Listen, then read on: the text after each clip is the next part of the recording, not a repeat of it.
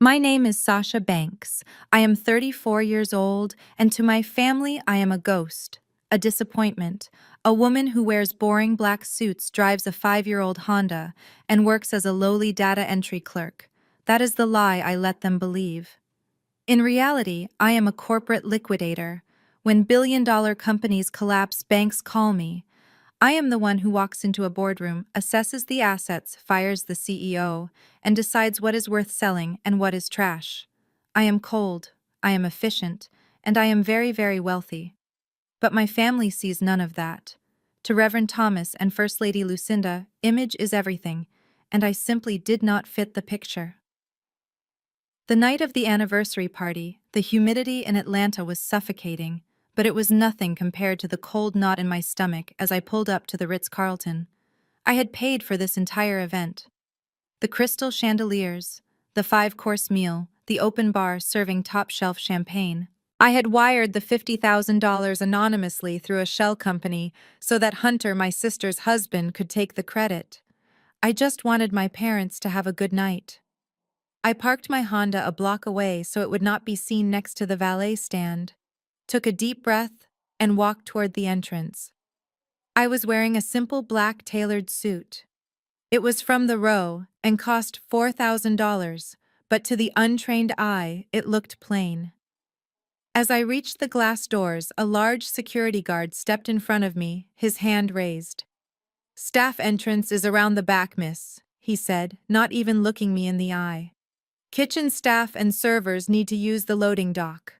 I opened my mouth to correct him, to tell him I was a guest, but a familiar screeching voice stopped me. "That is right, officer. Send her to the back." I turned to see my mother Lucinda stepping out of a limousine. She looked like a disco ball exploded. She was wearing a gold sequined gown that was too tight, a massive wig that defied gravity, and enough fake jewelry to sink a ship. She walked over to me, her eyes scanning my outfit with pure disgust.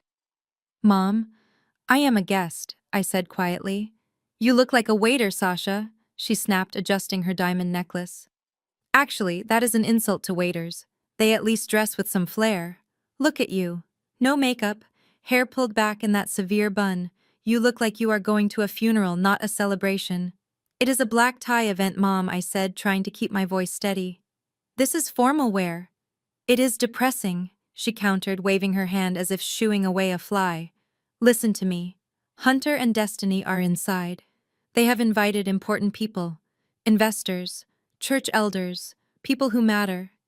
I do not want them seeing you walking in the front door looking like this. It ruins the aesthetic." I felt the familiar sting in my chest. The aesthetic. That was all I was to her, a blemish on her perfect picture. "So you want me to use the service entrance?" I asked, my voice flat. With the garbage, Lucinda leaned in close, her breath smelling of expensive mints covering up the smell of gin. "I want you to be invisible, Sasha. If you insist on coming to eat our food, the least you can do is not embarrass us. Your Honda is parked down the street, right? Good. I do not want that rust bucket parked next to Destiny's Porsche. Now go around the back." She turned on her heel and swept into the hotel, greeting the doorman with a fake high-pitched laugh that made my skin crawl. I stood there for a moment, gripping the black gift box in my hand. Inside was the truth. Inside was my freedom. I looked at the security guard. He at least had the decency to look ashamed. Around the back, he mumbled, looking at his shoes. I walked through the humidity to the loading dock. The smell of rotting vegetables and exhaust fumes filled the air. I had to dodge a delivery truck unloading crates of lobster, the same lobster I had paid for. I walked through the steamy, chaotic kitchen, dodging waiters carrying silver trays. The heat was intense, melting the composure I had spent all day building. One of the chefs shouted at me to grab a tray, assuming I was late for a shift. I ignored him and pushed through the swinging double doors into the ballroom. The transition was jarring. The air conditioning hit me like a wall of ice. The room was bathed in soft golden light. A jazz band was playing smoothly in the corner. Round tables draped in white silk filled the room, centered around a massive ice sculpture of my parents' initials. It was perfect. It was expensive. and I was the only reason it existed. I stayed in the shadows near the kitchen doors for a moment, scanning the room. I saw them immediately. The head table. It was set on a raised platform like a throne room. My father, Reverend Thomas, was holding court, laughing loudly, his gold tooth sparkling. Next to him sat my sister Destiny. Destiny was the golden child.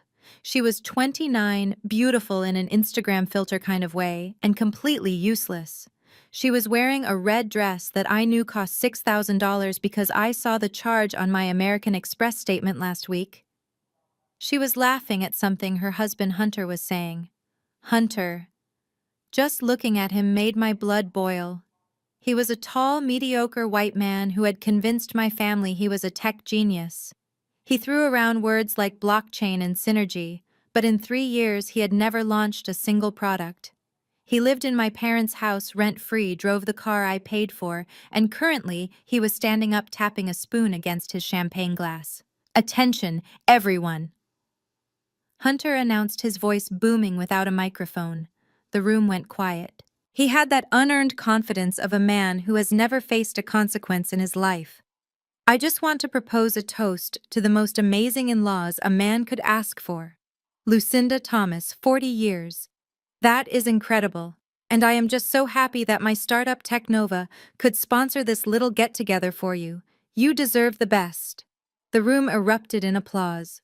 My mother wiped a fake tear from her eye. My father patted Hunter on the back. I felt bile rise in my throat. Technova had exactly $40 in its bank account. I knew because I monitored it to make sure he wasn't using my sister's identity to open credit lines. I stepped out of the shadows and began the long walk toward the head table. I kept my head high, clutching the black box against my chest. As I moved through the tables, the whispers started.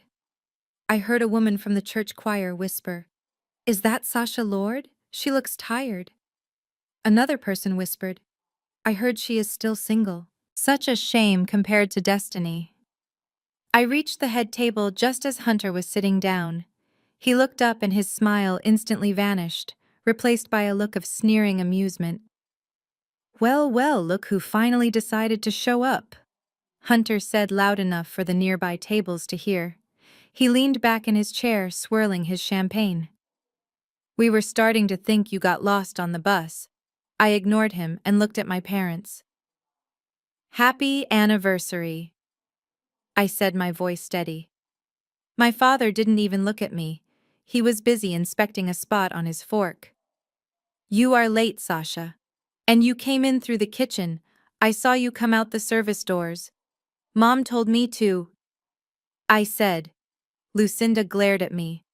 "I told you to use the discreet entrance. Do not make it sound like I banished you. Sit down somewhere." "Not here. This table is for family and VIPs. There is a spot back there by the bathrooms, I think." I did not move. I stood my ground. Hunter chuckled, picking up a crab cake. "Come on," Lucinda cut her some slack. "Sasha probably needs a good meal." "I heard you were late on your rent again, Sasha. What happened? Did they cut your hours at the typing factory?" He took a bite of the crab cake crumbs falling onto his expensive lapel. "Don't worry about it. Tonight is on me. Eat as much as you want. Pack a doggy bag for tomorrow. I know how it is when you are struggling. We don't want you starving in that basement apartment of yours." The table erupted in laughter. My sister Destiny touched Hunter's arm, giggling. "Oh, stop it, baby. You are so bad." Then she turned to me, flashing the 3-carat diamond ring on her finger. The ring I had paid for when Hunter claimed he was short on cash and would pay me back next week. That was 2 years ago. "You really should learn from Hunter, Sasha." "Destiny," said her voice dripping with fake sympathy. "He is so ambitious. A provider. Maybe if you fixed yourself up a bit, you could find a man who could take care of you so you wouldn't have to be such a burden on Mom and Dad." A burden. The word hung in the air. I looked at my mother. She was sipping her wine, refusing to meet my eyes. I looked at my father.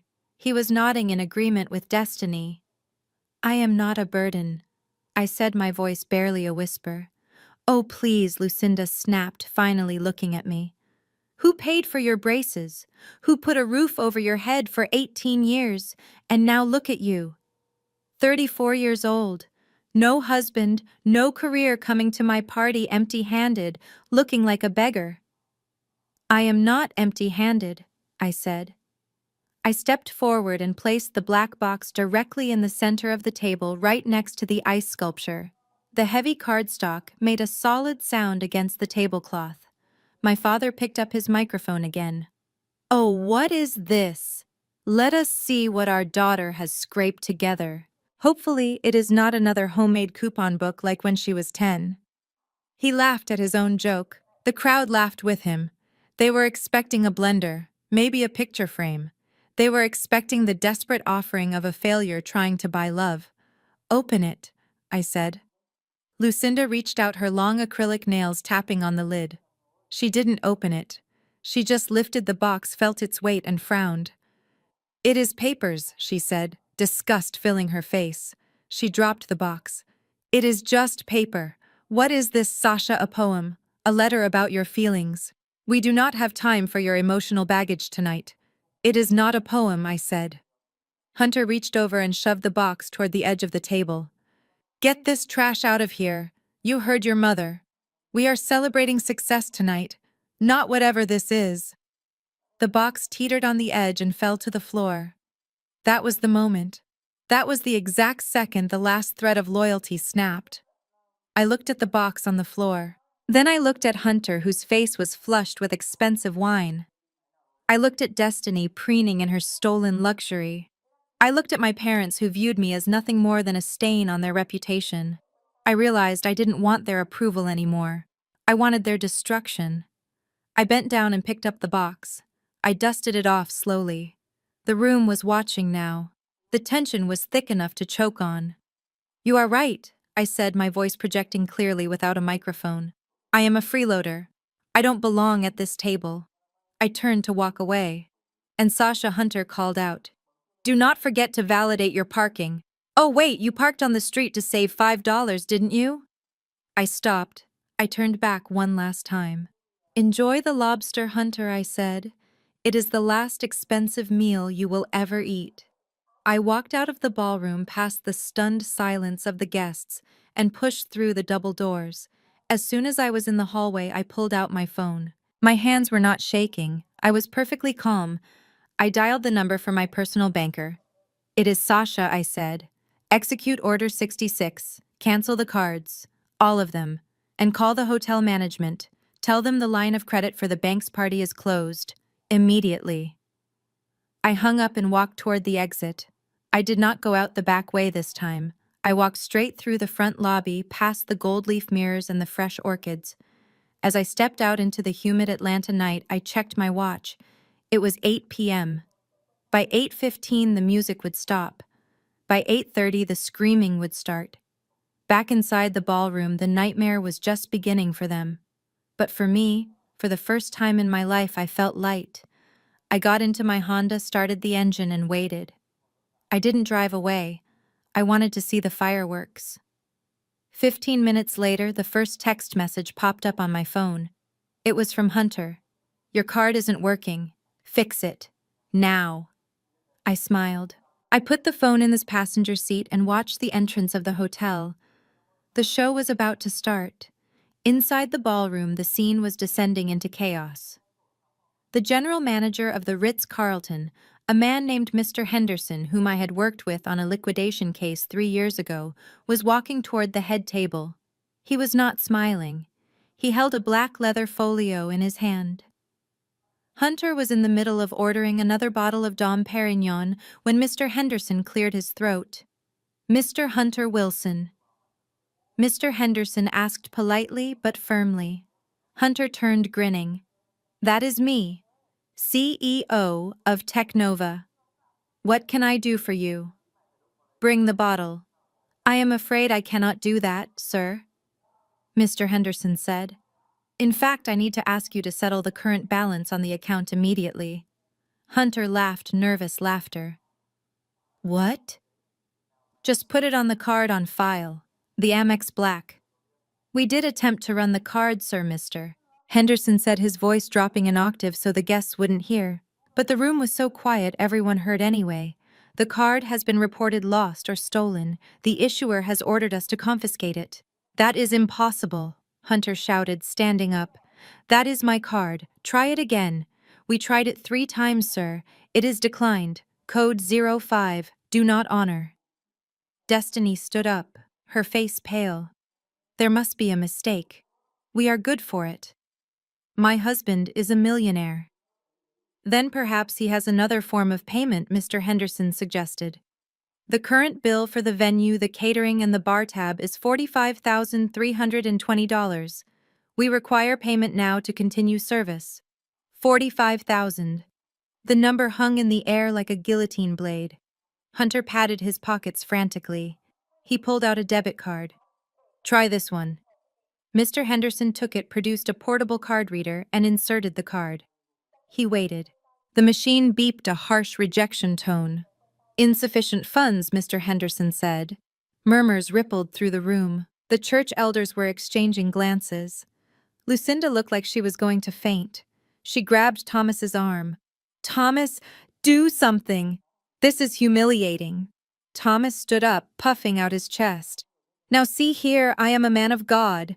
This is my anniversary. How dare you disrupt this celebration? We will pay you tomorrow. We are the Banks family. I am sorry, Reverend Mr. Henderson said, signaling to the security team. But the contract was clear. The primary funding source has been revoked. Unless you can pay the full amount right now, I have to ask you to vacate the premises. And we will be keeping the gifts as collateral until the debt is settled. The gifts! Lucinda shrieked. You cannot take my gifts. It is hotel policy for unpaid events. Mr. Henderson lied smoothly. I had told him to say that. Hunter pulled out his phone. His hands were shaking so hard he almost dropped it. I will call the bank. It is just a glitch. It has to be a glitch. He dialed the number on the back of his declined card. He put it on speaker, trying to prove a point to the room. Welcome to American Express, the automated voice said.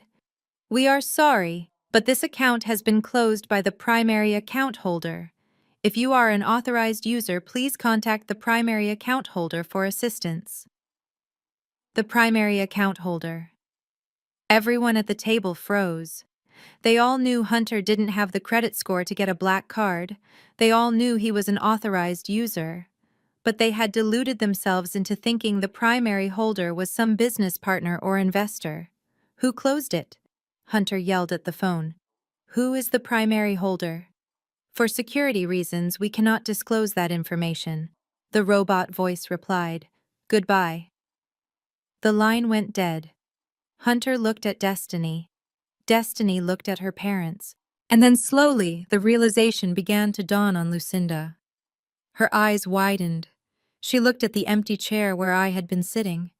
She looked at the spot on the floor where she had thrown the black box. Sasha, she whispered. No, Hunter stammered. No way. Sasha makes $12 an hour. She cannot have an Amex Black. She drives a Honda. Lucinda grabbed her phone and dialed my number. Outside in my car, I watched my screen light up. Mom calling. I let it ring. Once, twice, 3 times. Then I declined it. Inside, the lights in the ballroom flickered and then dimmed to half brightness. The music stopped abruptly. Waiters began moving through the room, clearing plates that were still half full. I am afraid the party is over, Mr. Henderson announced to the room. Please make your way to the exits. The humiliation was absolute. Guests were standing up, whispering, clutching their purses. The church choir director was shaking her head in judgment. My father was shouting about suing the hotel. My mother was sobbing, not because the party was over, but because she looked like a fool. And Hunter was slumped in his chair, staring at the declined receipt. I started my car engine. The air conditioning felt cool against my face. I put the car in drive and pulled away from the curb just as the front doors of the Ritz-Carlton burst open. I saw my family stumbling out, arguing with the valet, looking for a car they couldn't pay to retrieve. I drove home to my real apartment. Not the basement unit in a shared house that I kept as a decoy, but the penthouse in Buckhead with the floor-to-ceiling windows overlooking the city. I poured myself a glass of vintage red wine, kicked off my heels, and sat on my Italian leather sofa. I placed the black box on the coffee table. They hadn't opened it. They didn't know yet. Tomorrow morning at 9 a.m., the sheriff would arrive at their house, my house, and he would serve them the papers inside this box. Part 1 of the lesson was complete embarrassment. Part 2 was coming tomorrow, homelessness. I took a sip of wine and watched the city lights. My phone buzzed again. A text from Destiny. "You bitch. Whatever you did, fix it. Mom is hyperventilating. We are the laughingstock of the church." I didn't reply. I just opened the black box and took out the eviction notice. I signed the bottom line with a flourish. "Being a freeloader has its perks," I said to the empty room. "You don't have to pay for the cleanup." The silence in the ballroom was heavy, a suffocating blanket that seemed to trap the air in my lungs. All eyes were glued to the center of the head table, where the black matte box sat like a dark void amidst the sparkling crystal and white floral arrangements. My mother Lucinda stared at it with a mixture of greed and suspicion. I could see the gears turning in her mind. She was calculating. Maybe it was a key to a used car. Maybe it was a check. Maybe, just maybe, her disappointing daughter had finally scraped together enough savings to buy her the diamond tennis bracelet she had been hinting at for months. She reached out, her long manicured fingers hovering over the red ribbon. The large diamond on her ring finger, a ring I had paid for 3 years ago when my father claimed the church offerings were light glinted under the chandelier light. She pulled the ribbon. It came undone with a soft, silken whisper. She lifted the lid. I watched her face closely. I wanted to remember this moment. I wanted to etch the transition of her expression into my memory forever.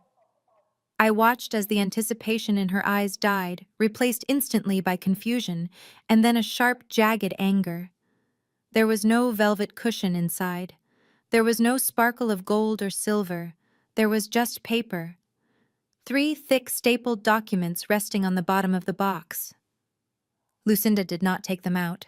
She did not put on her reading glasses to see that the top document was titled Deed of Transfer, and the second was labeled Mortgage Discharge. She saw paper, and in her world paper meant nothing. Paper was what poor people gave. Paper was a poem. Paper was a handmade card. Paper was an insult. Her lip curled in a snarl that distorted her perfectly made-up face. She looked up at me, her eyes black with rage. "Is this a joke?" she asked, her voice low and dangerous. "It is not a joke," I replied calmly. "It is the truth." "The truth," she screeched, her voice cracking the sophisticated atmosphere of the room. "I do not want your truth, Sasha. I wanted a gift. I wanted respect. Look at this."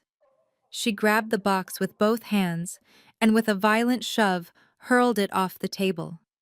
The box hit the marble floor with a sickening slap. The papers spilled out, sliding across the polished surface like debris from a crash.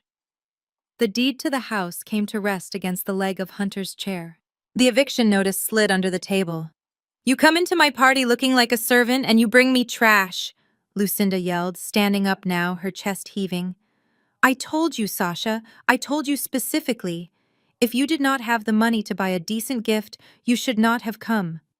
I gave you a chance to be part of this family tonight. I gave you a seat at the VIP table. And you insult me with stationery. Mom, please," I started though. My heart wasn't in the plea. "Shut up," she screamed, pointing a finger at my face. "Just shut up. I am sick of your excuses. I am sick of your poverty dragging us down. Look at your sister. Look at Destiny. She gave us a trip to Hawaii. She gave us pride. You give me paper. Pick up your garbage and get out." The room was deadly silent. 200 guests, the elite of Atlanta's religious community, were watching a mother disown her daughter over a gift box. I saw the choir director look down at her plate. I saw the deacon shake his head. But no one said a word. They were all too afraid of Lucinda Banks. Then Hunter decided to speak. He leaned back in his chair, picking his teeth with a cocktail stick, looking at the papers scattered on the floor with amusement. He didn't know that the paper resting against his shoe was the document that proved he didn't own the roof over his head. "You heard her?" Sasha Hunter said, his voice dripping with arrogance. "You are ruining the vibe. Honestly, it is pathetic. You are 34 years old. Why are you still acting like a moody teenager?" "I am not the one throwing a tantrum." "Hunter," I said, my voice ice cold. He laughed, a short barking sound. "No, you are just the one mooching off everyone else. A freeloader. That is what you are. You live in that basement apartment, probably eating ramen noodles, and you come here to eat the steak and lobster that I paid for." He stood up, towering over the table, playing the role of the protective son-in-law. "We don't need your cheap gift, Sasha. We don't need your negative energy. Take your trash and get out. Go back to your sad little life and let the successful people celebrate. Do it for the fresh air. You are polluting the room." My father, Reverend Thomas, nodded in agreement. "Go on, child. Listen to your mother. We will pray for you, but you need to leave." I looked at them, really looked at them. For years I had seen them through the lens of a daughter seeking validation.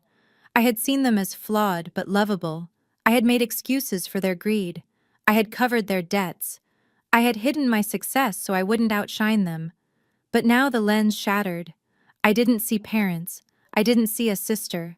I saw parasites. I saw 3 people who had drained my bank account of over $1 million in a decade, and they were still hungry for more. I looked down at the papers on the floor. I could have bent down. I could have picked them up, forced them to read the deed, forced them to see that I owned them. I could have ended it right there.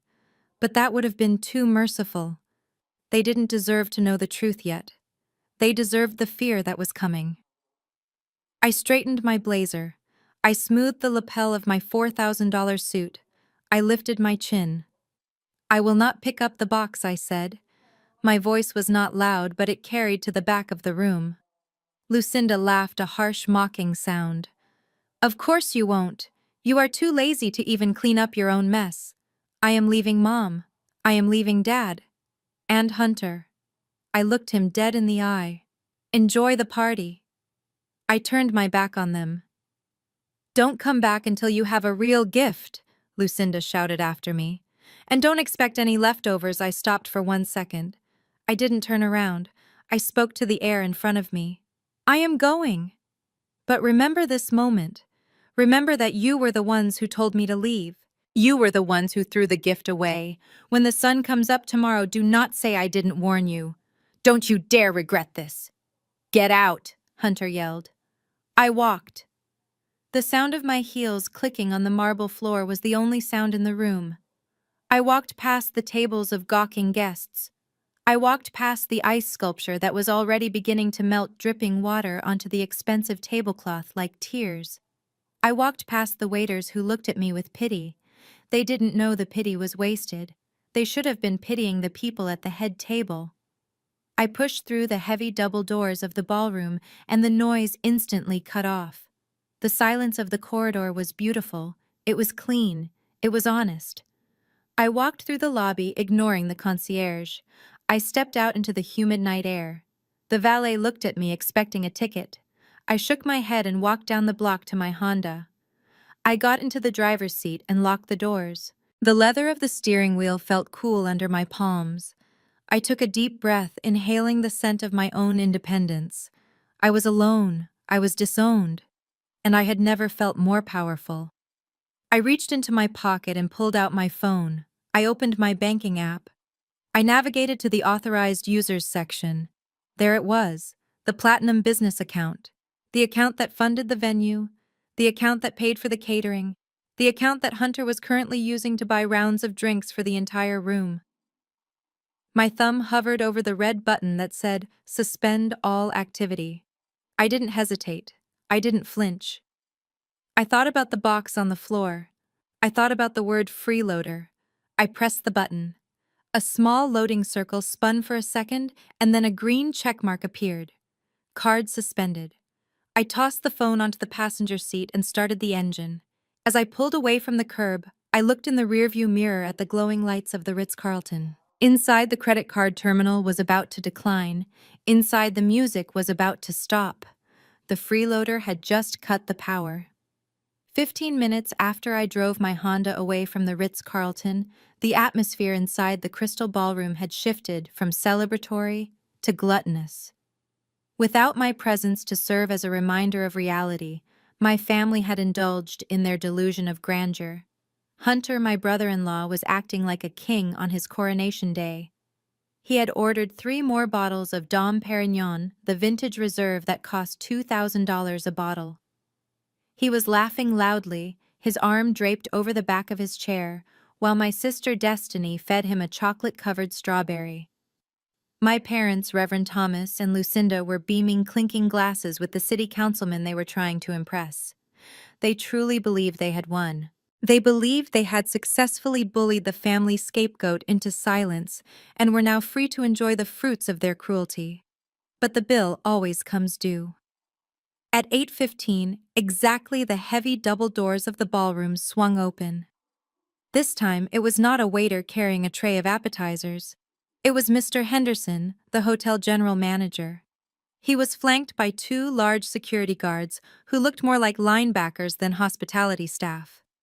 Mr. Henderson held a black leather folio in his hand, and his face was set in a grim line that spelled disaster. The jazz band was in the middle of a saxophone solo when Mr. Henderson approached the head table.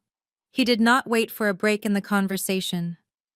He walked straight up to Hunter, who was in the middle of a boastful story about his imaginary tech empire. "Mr. Wilson," Mr. Henderson said, his voice cutting through the laughter like a knife. "We need to settle the account. Now." Hunter looked up, annoyed. His face was flushed with alcohol and arrogance.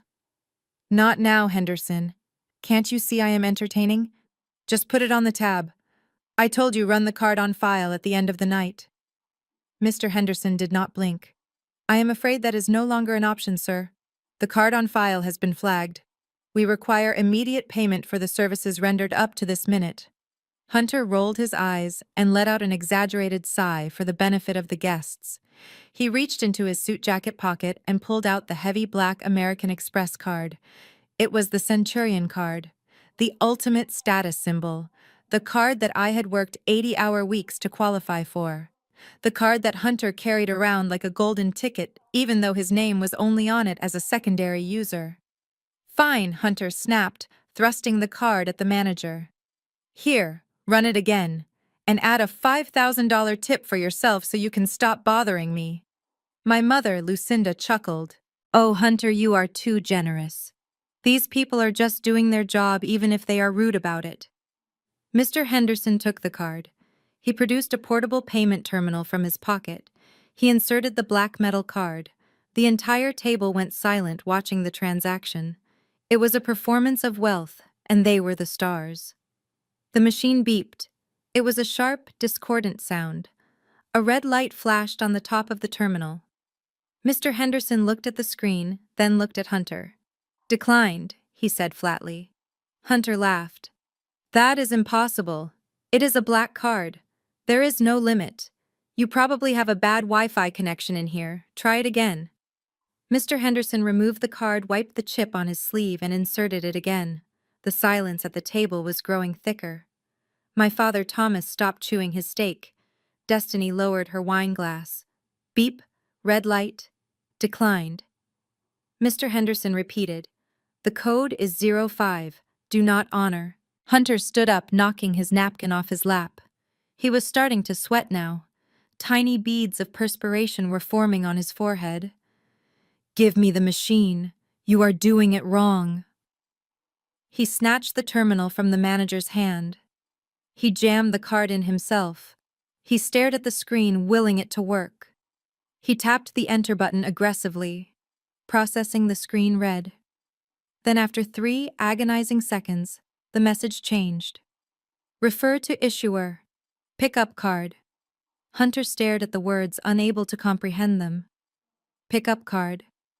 What does that mean?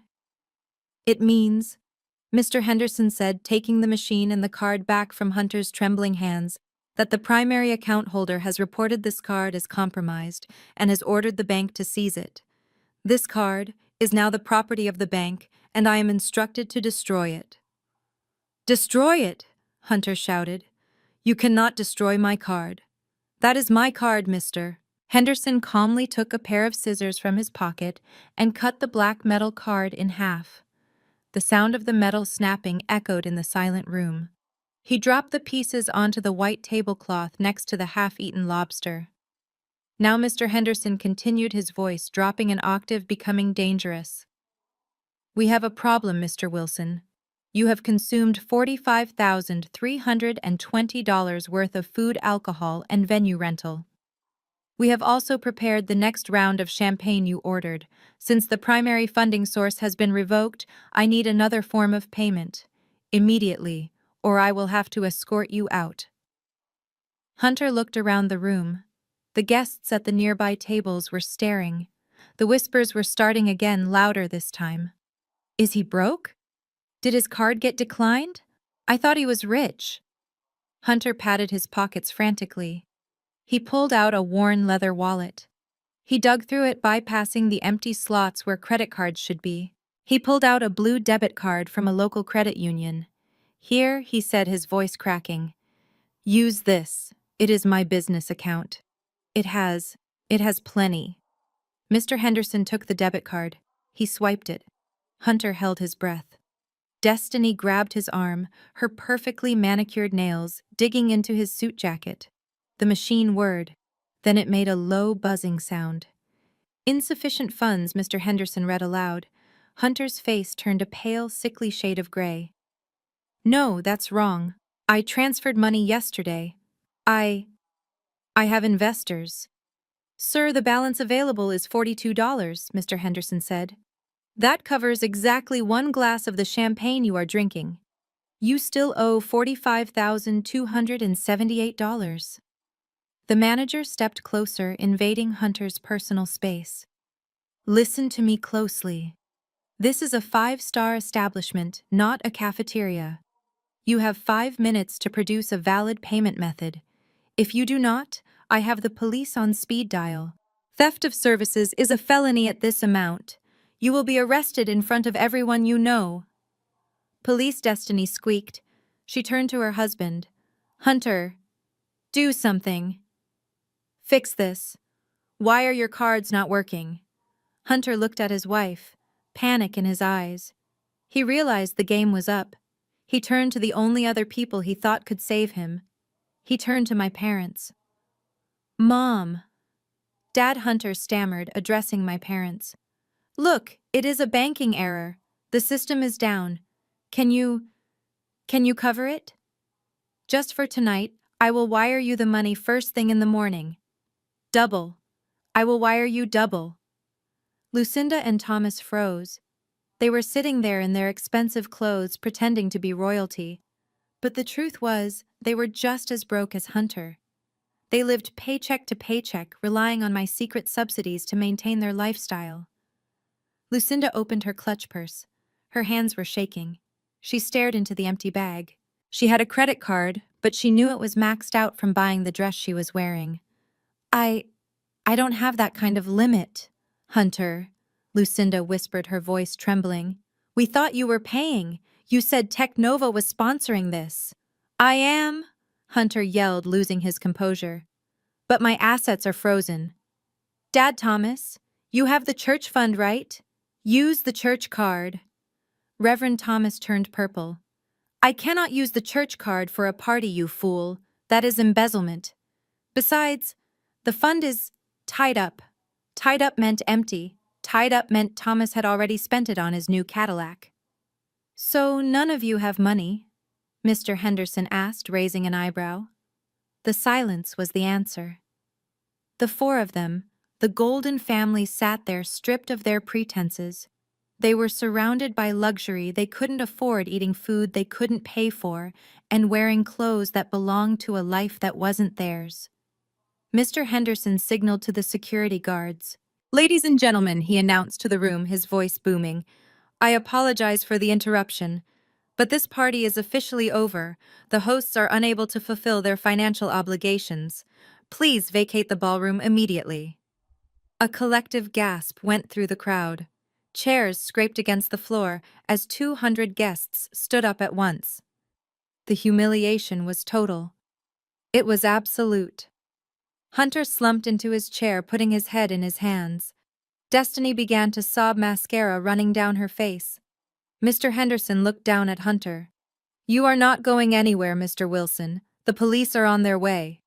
And you two," he pointed at my parents, "you will need to stay as well.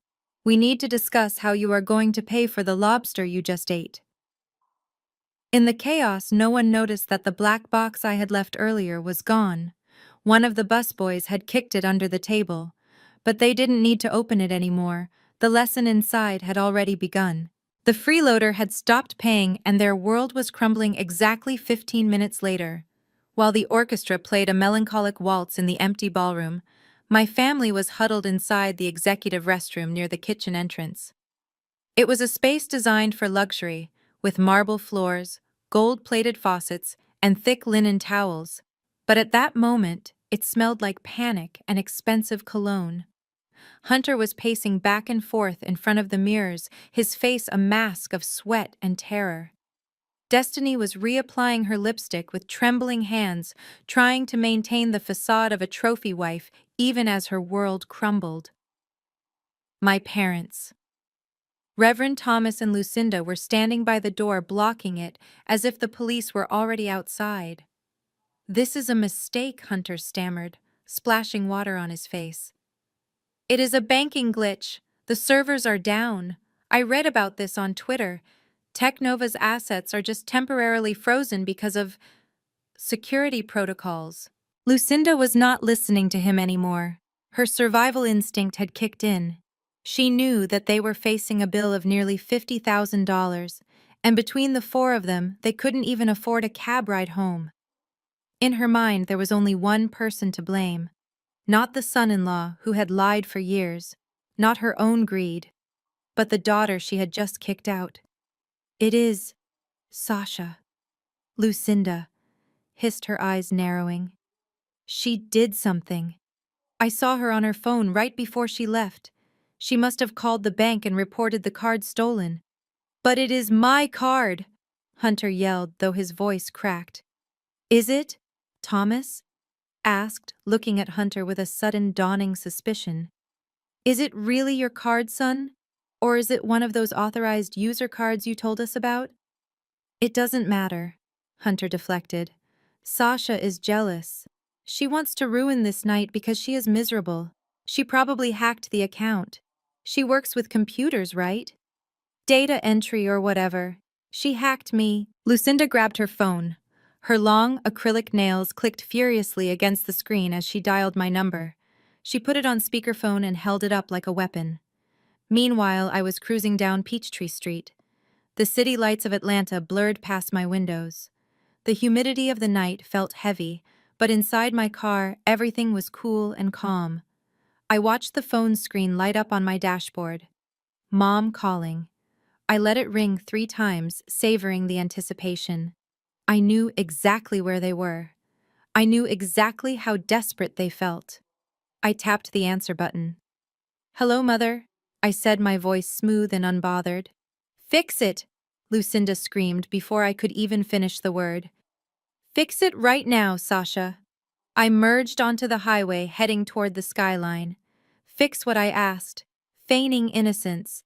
"Don't play dumb with me, you little witch," Lucinda shrieked.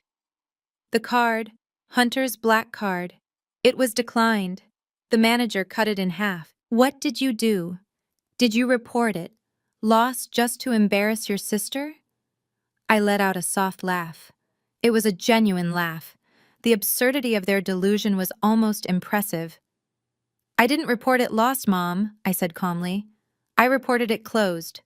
Because I closed the account." There was a pause on the other end.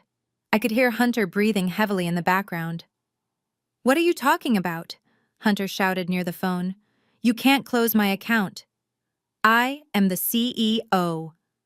"Hunter, shut up," I said. My voice was no longer the voice of the submissive daughter. It was the voice of the corporate liquidator. You are not a CEO. You are an unemployed gambler. And that American Express Centurion card, it is not yours. It never was. Liar, Destiny yelled. I bought my Porsche with that card. Yes, I said, you did. And who do you think paid the bill every month? Destiny, did you ever see a bank statement? Did you ever wonder why the bills never came to your house? Because Hunter handles the finances. Destiny cried out, though her voice wavered with uncertainty. I handle the finances, I corrected her. Every dinner, every vacation, every designer bag. That card is a supplementary card linked to my primary business account, the Sasha Banks Holdings account. I have been paying for your lives for 3 years. Silence. Absolute stunned silence filled the bathroom on the other end of the line. For a moment, the only sound was the hum of my tires on the asphalt. Then the denial set in. The psychological barrier that protected their egos was too thick to be broken by simple facts. They couldn't accept that the daughter they despised was the source of their survival. It would mean admitting they were wrong. It would mean admitting I was superior. And that was impossible.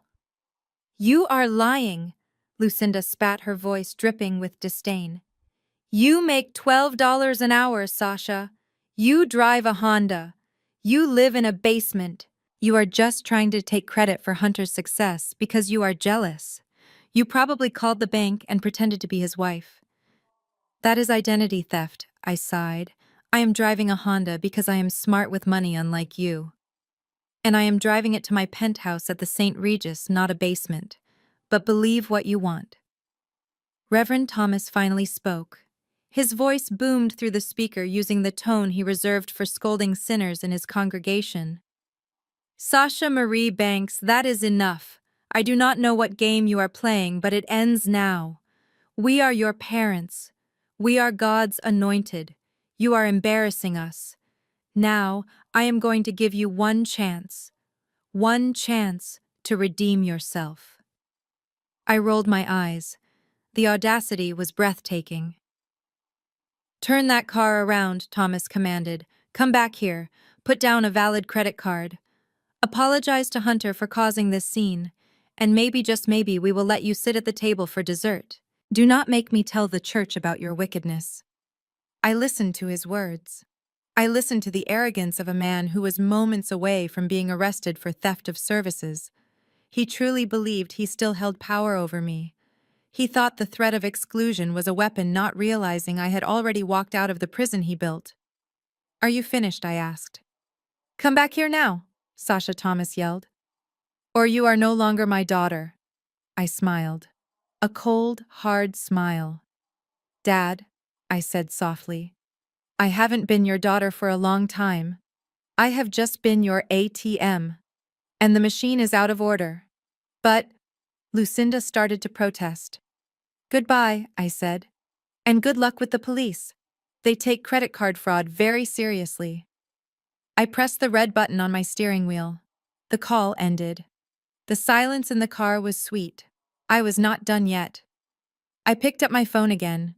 I scrolled through my contacts until I found the name Mr. Henderson, Ritz-Carlton GM. I tapped out a text message. My fingers flew across the screen. Mr. Henderson, I wrote. The individuals in the bathroom are not authorized to use any of my accounts. They have no means to pay. Please proceed with standard protocol for theft of services. Do not show leniency. Press charges if necessary. It is the only way they will learn. I hit send. I watched the message status change from delivered to read. A moment later, 3 dots appeared. Then a simple reply. Understood, Ms. Banks. Security is moving in. I put the phone down and turned up the music. Jay-Z's The Story of O.J. filled the car. Back at the hotel, the bathroom door was about to be kicked open. My family was still in there arguing, blaming me, convinced that if they just yelled loud enough, reality would bend to their will. They were wrong. Reality had just arrived, and it was wearing a security uniform and carrying handcuffs. The illusion was over. The nightmare had begun. And I was driving straight toward the best night of sleep I had had in 10 years. The elevator ride to the 45th floor of the St. Regis residences was the first moment of peace I had experienced all day. The doors slid open with a soft chime, revealing not a hallway, but the private foyer of my penthouse. I stepped onto the heated limestone floors and kicked off my heels. I walked into the living room where the floor-to-ceiling windows offered a panoramic view of the Atlanta skyline. Down there, amidst the humidity and the noise, my family was currently imploding. Up here, the air was cool, scented with white tea and thyme, and the only sound was the hum of the Sub-Zero wine fridge. I walked over to the wet bar and poured a glass of sparkling water. I caught my reflection in the glass. For the first time that night, I did not see the hunch-shouldered, apologetic woman I pretended to be. I saw the real Sasha Banks. My family thought I did data entry. They thought I was a low-level clerk who spent her days typing numbers into spreadsheets for $12 an hour. It was a convenient lie. It allowed them to pity me. It allowed them to feel superior. And most importantly, it stopped them from asking for even more money than they already stole. In reality, I am a liquidator. I work for a private equity firm that specializes in distressed assets. When a company is failing, when the CEO has embezzled the funds or the market has crashed, they call me. I am the one who walks in, looks at the books, and decides who gets fired and what gets sold. I have dissolved tech startups, stripped manufacturing plants, and restructured international conglomerates. My commission on a single deal is more than my father makes in 10 years of preaching. I am ruthless. I am efficient. And I am ghost. I walked over to the window and looked down at the city lights. Somewhere down there in a suburban house with a manicured lawn was the home my parents were so proud of. My mind drifted back 10 years. The flashback was vivid, stinging like a fresh cut. I was 24, fresh out of my MBA program, having just landed my first major contract. My parents had called me in a panic. The church was struggling, and the bank was foreclosing on their home. I remembered sitting in that stuffy bank office. My father, Reverend Thomas, was sweating through his suit. He was terrified, not just of losing the house, but of the shame. What would the congregation say? How could a man of God be evicted? I had looked at the bank manager, then at my father. I had the money. I had just closed a deal worth $500,000. I will buy it, I had said. My father had looked at me shocked. You! With what money I have savings? Dad, I had lied. I had been saving since I was 16. I bought the house that day. I paid off the arrears and put the deed in my name. But then my father had grabbed my arm. His grip was tight, desperate. Sasha, he had whispered, we cannot tell people you bought it. It would look weak. A father should provide for his children, not the other way around. Let us say God provided a miracle. Let us say the bank extended the loan because of my good standing. I had looked into his eyes. I saw his fragile ego hanging by a thread. I loved him then. Or I thought I did. So I agreed. Fine, Dad. It is your house. I am just the invisible investor. For 10 years I let him play the lord of the manor. I let him brag about his property value. I let him scold me for not owning real estate while I held the deed to his bedroom in my safe deposit box. I paid the property tax. I paid the insurance. And he treated me like a tenant who was late on rent.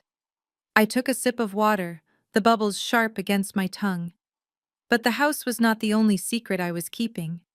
My thoughts turned to Hunter, the arrogant, loud-mouthed brother-in-law who had called me a freeloader tonight. The irony was so rich it was almost suffocating. 3 years ago, Destiny had come to me crying. Hunter had lost his job at a marketing firm. He had tried to trade crypto and lost their savings.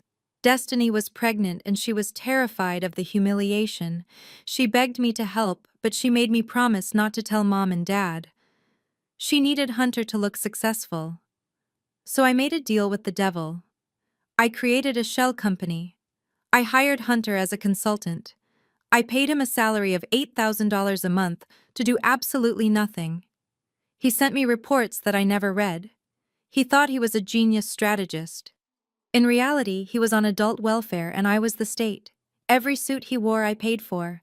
Every time he took Destiny out to dinner and posted it on Instagram with the hashtag #BossLife, I was the one footing the bill. And tonight he had stood up in front of 200 people and mocked me for being poor. He had bitten the hand that fed him, not realizing that hand was the only thing keeping him from the unemployment line. The betrayal was total. It wasn't just greed, it was the lack of respect. They took my money, my sacrifice, my silence, and they weaponized it against me. They built their self-esteem on my back, using me as the stepstool to reach their pedestal. A soft buzzing sound broke my reverie. My phone was vibrating on the marble kitchen island. I walked over and picked it up. It was not my mother. It was not Destiny. It was a number labeled Marcus, executive assistant. I swiped right. Ms. Banks. Marcus's voice was crisp and professional. I apologize for the late hour. I am just confirming the instructions you sent via text. Go ahead, Marcus, I said. We have successfully frozen the primary Amex Centurion account. We have also placed a hold on the supplementary cards issued to Hunter Wilson and Destiny Wilson. The notification has been sent to the credit bureaus. Their scores will drop approximately 150 points by morning due to the sudden closure of a high-limit account. Good, I said. What about the vehicle? The Range Rover and the Porsche are both leased under your holding company, Marcus continued. I have contacted the repossession agency. They have located the Porsche at the Ritz-Carlton Valet. The Range Rover is parked at the residence on Elm Street. Drivers are en route. They should be secured within the hour. Excellent.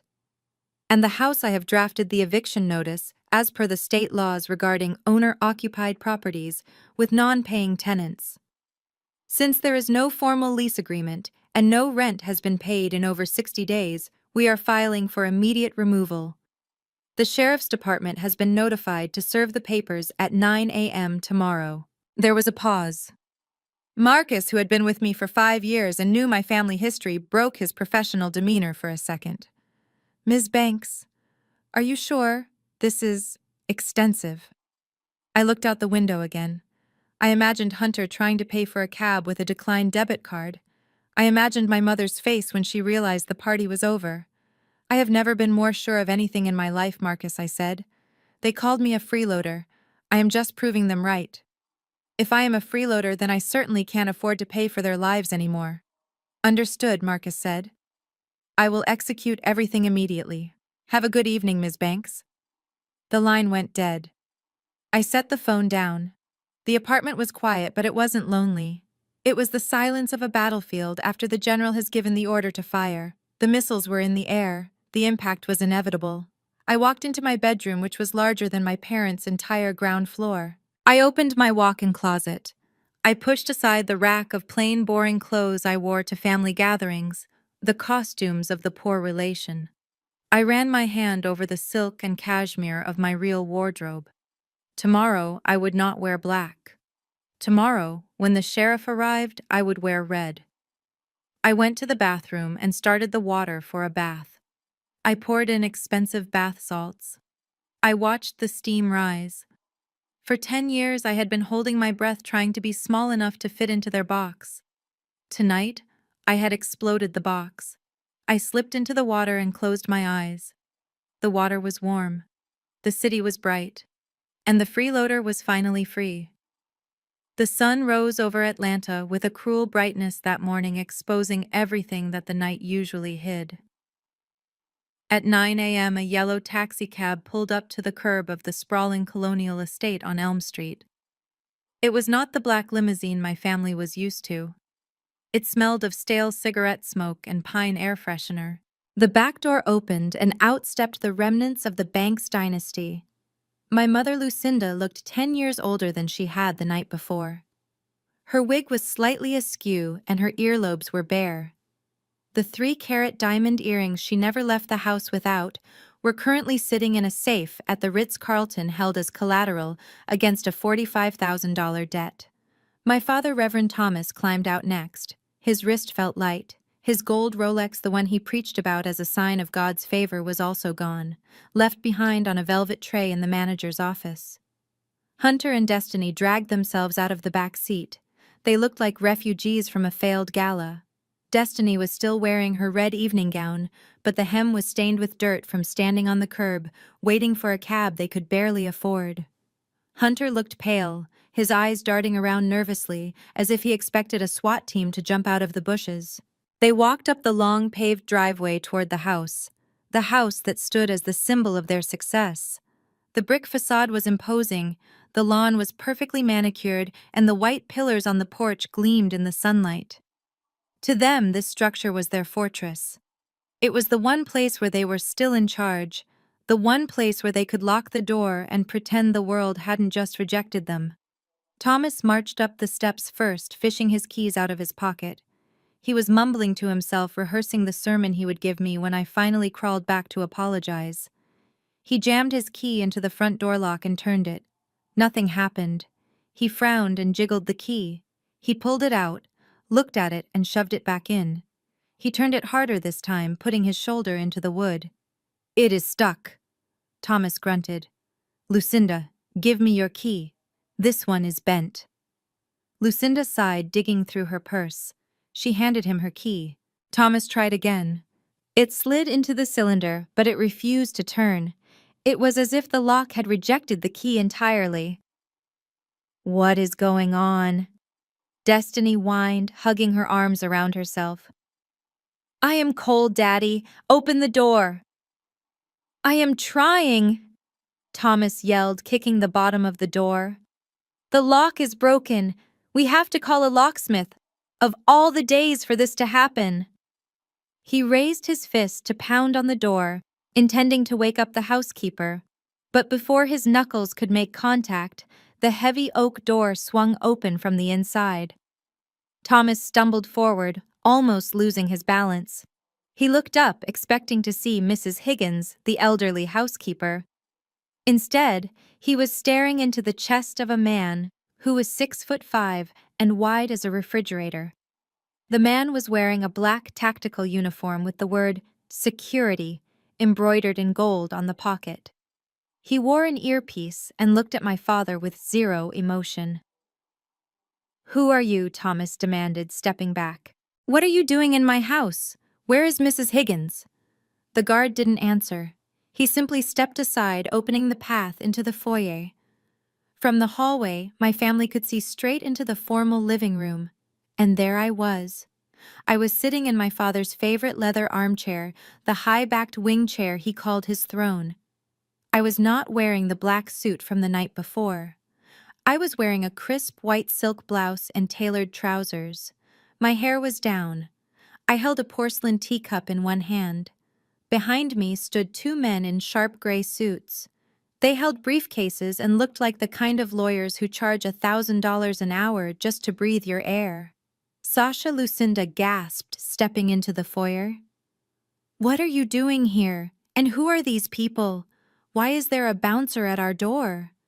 I took a slow sip of tea, Earl Grey hot. I set the cup down on the saucer with a deliberate clink. "Welcome home," I said softly. "I hope the cab ride wasn't too bumpy." Lucinda's shock instantly morphed into that familiar blinding rage. She saw me sitting in her house drinking her tea, looking like I owned the place, and something in her snapped. She forgot about the guard. She forgot about the lawyers. She only saw the daughter she had humiliated 12 hours ago. "You little witch," Lucinda screamed, dropping her purse. "You changed the locks. You locked us out of our own house. How dare you get out? Get out right now!" She lunged at me. Her hands were clawed, ready to scratch the smile off my face. She crossed the Persian rug in 3 strides, screaming obscenities that would make a sailor blush. But she never reached me. The security guard moved with terrifying speed. He stepped in front of Lucinda, putting up a single hand. He didn't push her. He just created a wall that she bounced off of. "Ma'am, step back," the guard said, his voice deep and authoritative. "Do not touch Miss Banks." Lucinda stumbled back, panting. She looked at the guard, then at Thomas. "Thomas, do something." This man assaulted me. Call the police. Actually, one of the lawyers spoke up. He was a tall man with silver hair and wire-rimmed glasses. We have already notified the police of a potential disturbance. They are on standby, but I would advise you to lower your voice, Mrs. Banks. You are technically trespassing. Trespassing! Thomas roared, his face turning a dangerous shade of purple. This is my house. I built this life. I bought this house 10 years ago. My name is on the mailbox. Is it? I asked. I stood up slowly. I walked around the coffee table. On the center of the table sat the object that had started it all. The black gift box. It was a bit battered from being thrown on the floor at the Ritz-Carlton. One corner was dented, but it was still intact. I had retrieved it from the hotel manager before I left. It was too important to leave behind. You didn't want to open your gift last night, I said, trailing my finger over the lid. You said it was trash. You said it was paper. But you really should have looked closer. I picked up the box and held it out to my father. Take it, Dad. Open it. Read the paper you threw away. Thomas looked at the box like it was a bomb. He looked at me, then at the lawyers, then back at the box. His hands were shaking not from anger this time, but from a creeping, cold dread. He snatched the box from my hand. He ripped the lid off. He pulled out the top document. I watched his eyes scan the page. I watched him read the words, warranty deed. I watched him look for his name and fail to find it. I watched him find my name instead. Sasha Marie Banks, owner. Date of purchase October 14th, 2014. That is a forgery, Thomas whispered, looking up at me with wet, fearful eyes. This is fake. You printed this off the internet. Show him the next one, Mr. Sterling, I said to the lawyer. The silver-haired lawyer stepped forward and opened a file folder. He pulled out a thick stack of bank statements. Mr. Banks, the lawyer said smoothly, these are the mortgage payment records for the last 120 months. As you can see, every single payment was made from an account held by Sasha Banks Holdings, LLC. You have never paid a dime of principal or interest on this property. You are listed as a tenant at sufferance. Tenant. Lucinda shrieked. She snatched the paper from Thomas. That is a lie.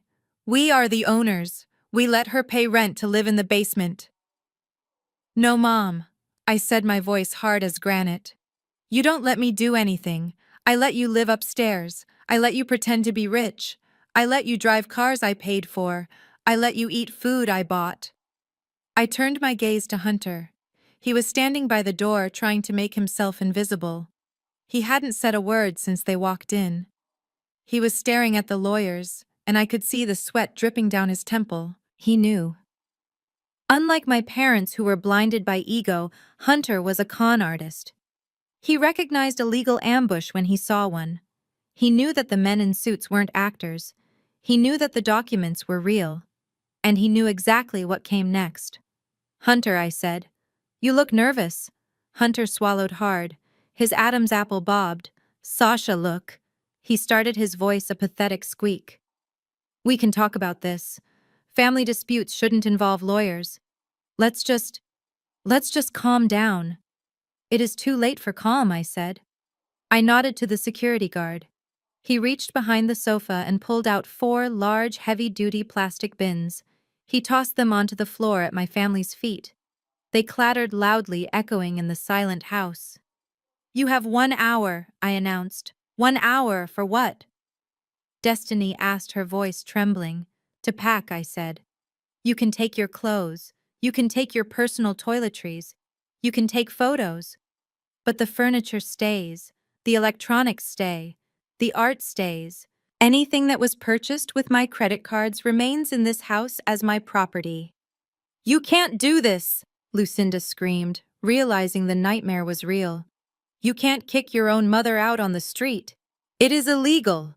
Actually, the lawyer interjected again, since you have never signed a lease and have never paid rent and given the explicit threats of violence made against the owner, which we have on recording from last night's voicemail, Ms. Banks has been granted an emergency order for immediate removal. The sheriff is meeting us here in exactly.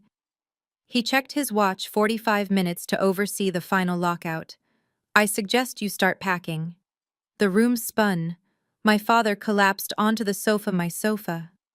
My mother stood frozen, her mouth open in a silent scream. Destiny began to cry, a high-pitched wail of a child who has lost her toy. But Hunter didn't cry. He looked at the plastic bin at his feet. He looked at me. And for the first time in his life, he looked at me with fear.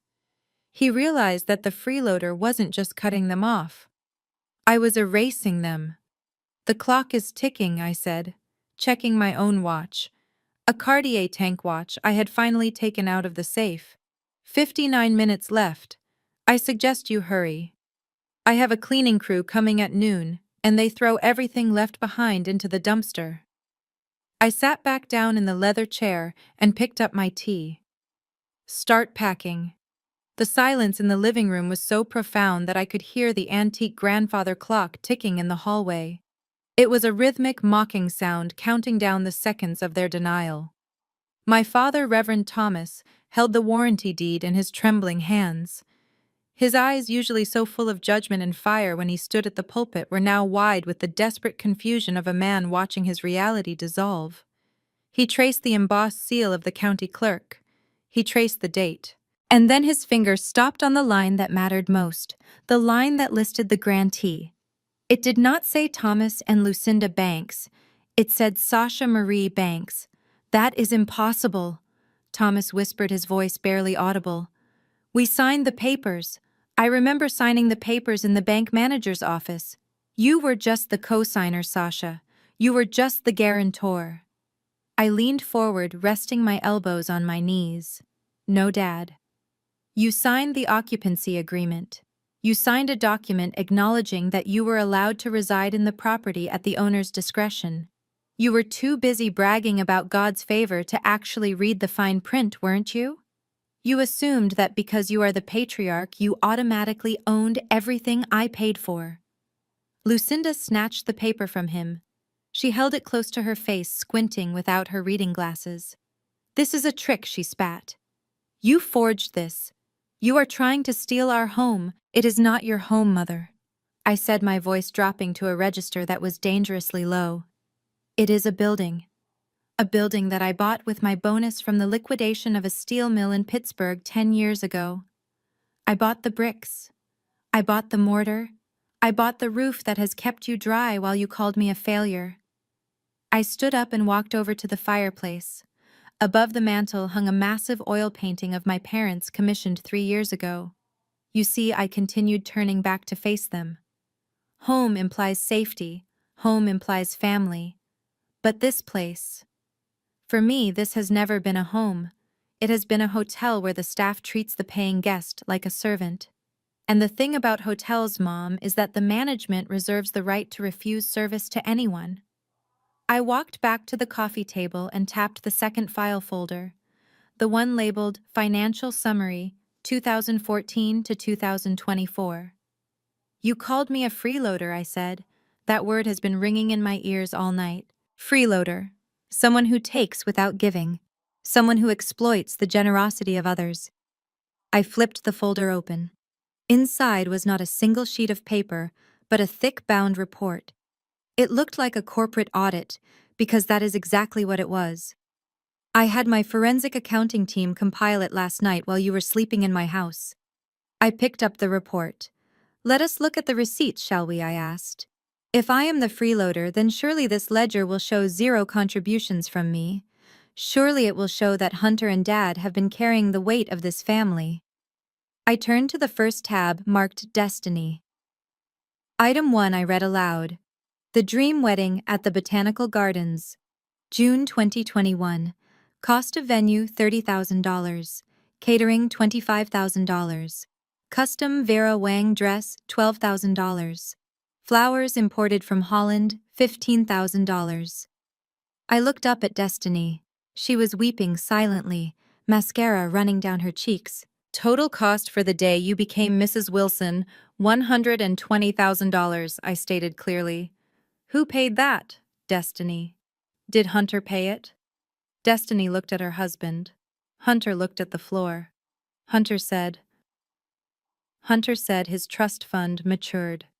She sobbed. Hunter doesn't have a trust fund, I said. Hunter has a gambling addiction. Which brings me to item 2. I flipped the page. The sound of the paper turning was sharp and loud. Item 2. Angel investment in Tech Nova. Startup, I read. Date August 2022. Amount $50,000. I looked at Hunter. He flinched as if I had hit him. You told the family you needed seed money for a revolutionary app, I said. You came to me begging. You said you would pay me back with interest in 6 months. Do you want to know where that money went? I pulled out a sub-report from the file. It was a transaction history from the MGM Grand Casino in Las Vegas and an online sports betting site. It went to the roulette wheel, Hunter, I said. You lost $50,000 in 3 weekends. You didn't build an app. You built a deficit. And who covered your rent that month so Destiny wouldn't find out? The freeloader did. Destiny gasped. She turned to Hunter and began hitting his chest with her weak fists. You gambled it. You told me the market crashed. You told me we lost the funding because of the economy. I ignored their domestic dispute and turned to the next tab. This one was marked Lucinda. My mother stiffened. She crossed her arms trying to look defiant, but her eyes were terrified. Item 3, I read. The Image Maintenance Fund. This includes the monthly stipend I transfer to your personal checking account, Mom.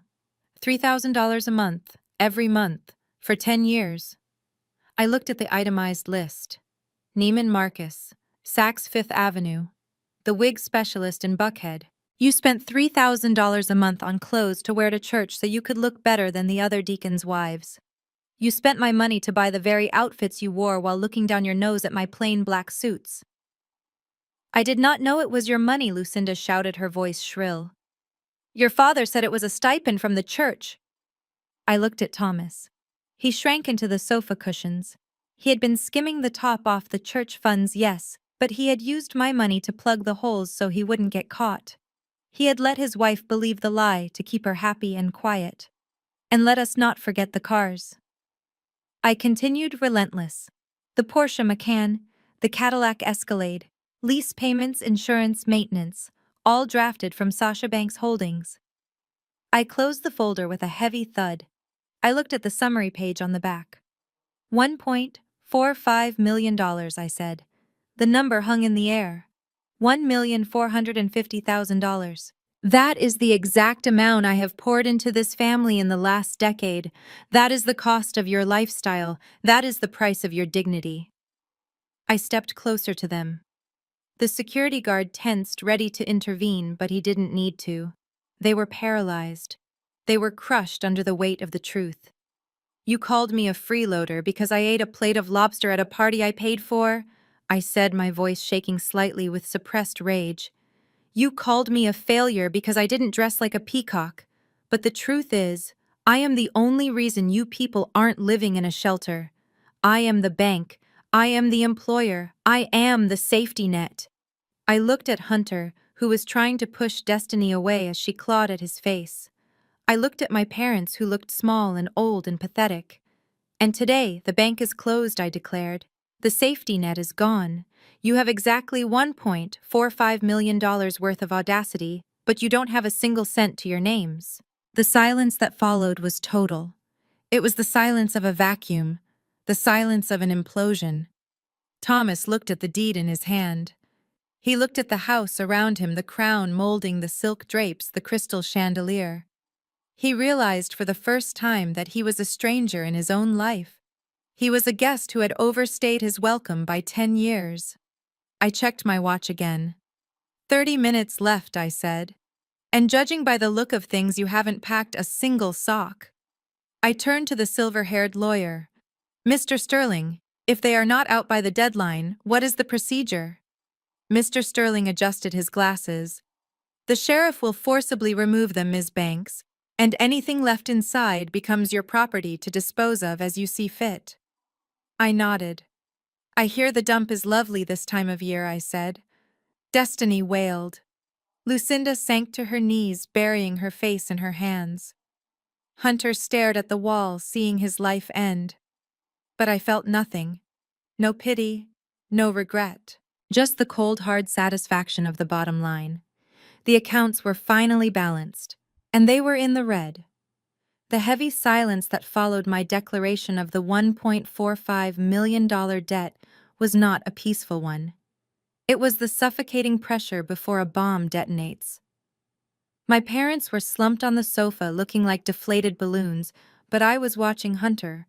I knew men like him. I had fired hundreds of them in my career. They were predators until they met a bigger predator, and then instantly they became scavengers. Hunter was staring at the financial report on the coffee table, calculating his odds.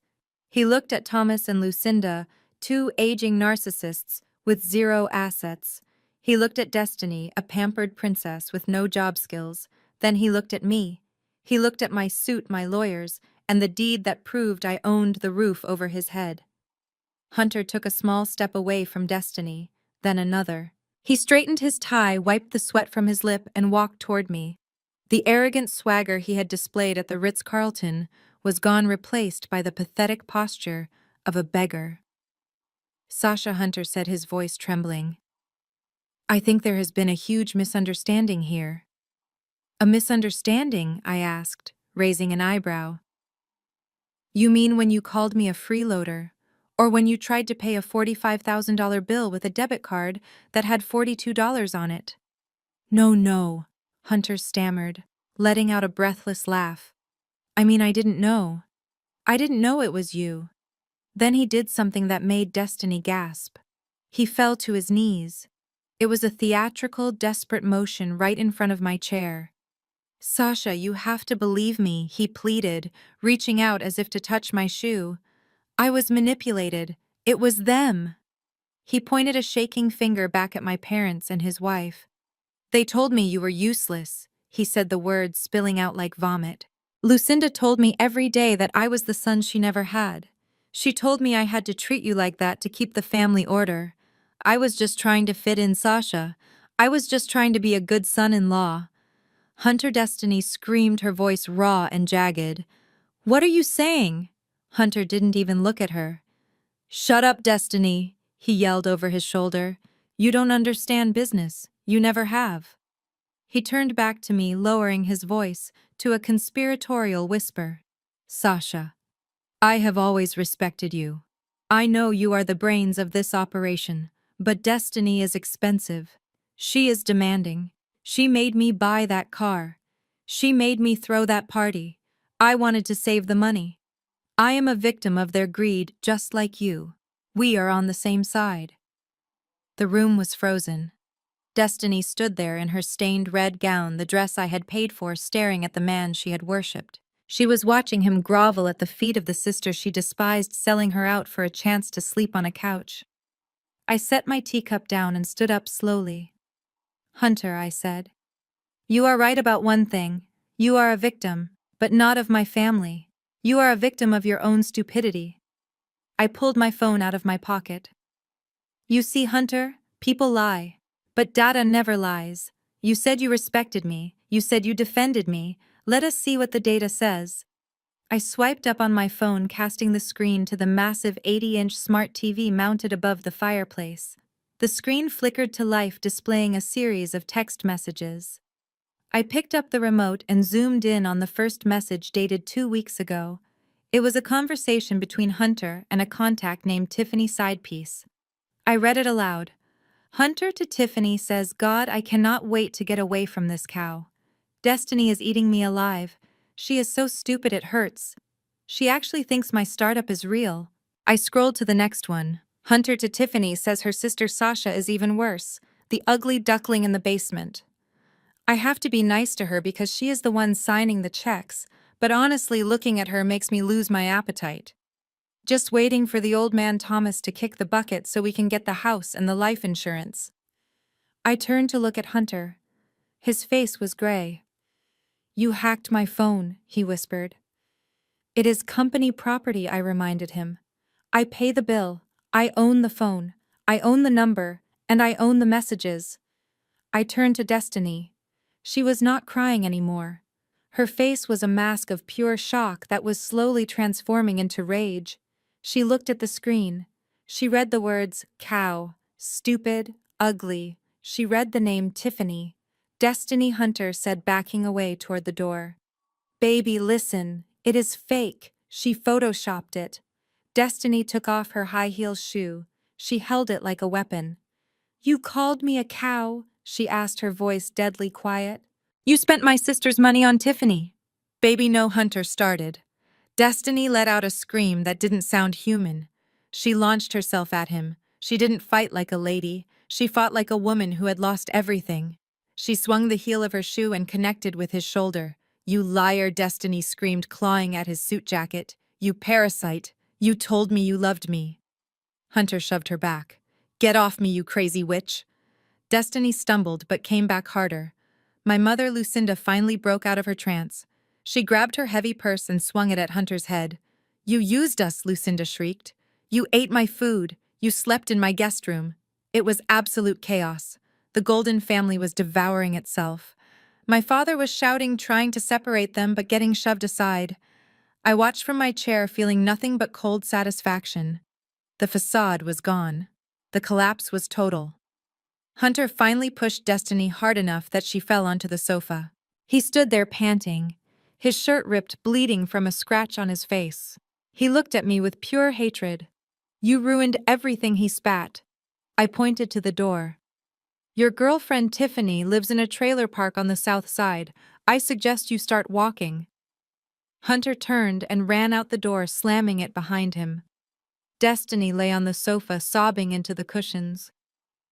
The family was destroyed, not by me, but by the truth I had forced them to see. Sunday morning arrived with the heavy, suffocating humidity typical of Atlanta, but the storm brewing inside the Greater Hope Tabernacle was far more dangerous than the weather.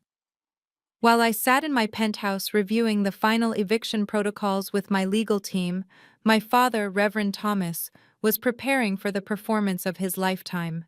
He knew he had lost the legal battle. He knew the house was gone. So he did what narcissists always do when cornered. He weaponized the only asset he had left, his reputation. I opened my iPad and navigated to the church's official Facebook page. The notification bell was already ringing. The service was being live-streamed and the caption read, "A family under attack. Please pray for Pastor Thomas." I clicked the video. The camera angle was low, looking up at the pulpit to make my father look larger than life. He was wearing his purple vestments, the color of royalty and suffering. He was not preaching from the Bible today. He was preaching from a script of pure fabrication. My brothers and sisters. Thomas bellowed, his voice cracking with practiced emotion. I stand before you today with a heavy heart, a broken heart. You know I have served this community for 30 years. You know I have given the shirt off my back to the poor. Amen, the congregation shouted back. But today, Thomas continued, wiping a tear from his eye. I face a trial unlike any other. The devil has entered my own home, not in the form of a stranger, but in the form of my own flesh and blood. My eldest daughter, Sasha, has been seduced by the spirit of greed. I watched as a murmur went through the crowd. She has used legal trickery, he shouted, pounding his fist on the wood. She has used dark loopholes to steal the very roof over her aging parents' heads. She wants to throw your pastor and his sick wife out onto the street. She wants us homeless. She wants us destroyed. The camera panned to the front row. There sat my mother, Lucinda. She was not wearing her usual Sunday best. She was dressed in drab gray, looking frail and small. It was a costume. Just yesterday she had been swinging a designer handbag at Hunter's head with the strength of a prize fighter. Now she looked like she was on death's door. As Thomas reached the crescendo of his sermon, screaming about how sharper than a serpent's tooth it is to have a thankless child, Lucinda played her part. She let out a loud, theatrical gasp. She clutched her chest. She swayed in the pew. Lucinda Thomas yelled, rushing down from the pulpit. My mother collapsed into the arms of the head deacon. It was perfect timing. It was Hollywood quality acting. The live stream comments exploded. I watched them scroll by in real time, a digital lynch mob forming instantly. One user wrote, "Sasha is a demon. How can she do this to a man of God?" Another wrote, "We should find where she works and protest. She needs to be taught a lesson." A third comment appeared, "If I see her in the street, I will spit on her." My phone began to buzz on the table. First it was one text, then 10, then 50. My number had been leaked in the comments. "You are going to hell," one message read. "Watch your back," read another. I sat there sipping my coffee, feeling the temperature in the room drop. They were not just lying. They were inciting violence. They were using the faith of good people to cover up their own theft. My father was not protecting his home. He was protecting the secret that he had embezzled church funds to pay for that home's furnishings. I picked up my phone. I did not block the numbers. I did not reply. I screenshotted every threat. I screen-recorded the sermon where my father claimed he owned the house, a direct contradiction to the sworn affidavit he signed yesterday admitting he was a tenant. Lucinda was now being fanned by the church nurses on the live stream, looking weak and victimized. The donation link pinned to the bottom of the video was climbing. $5,000 raised for the pastor's legal defense fund. They were grifting.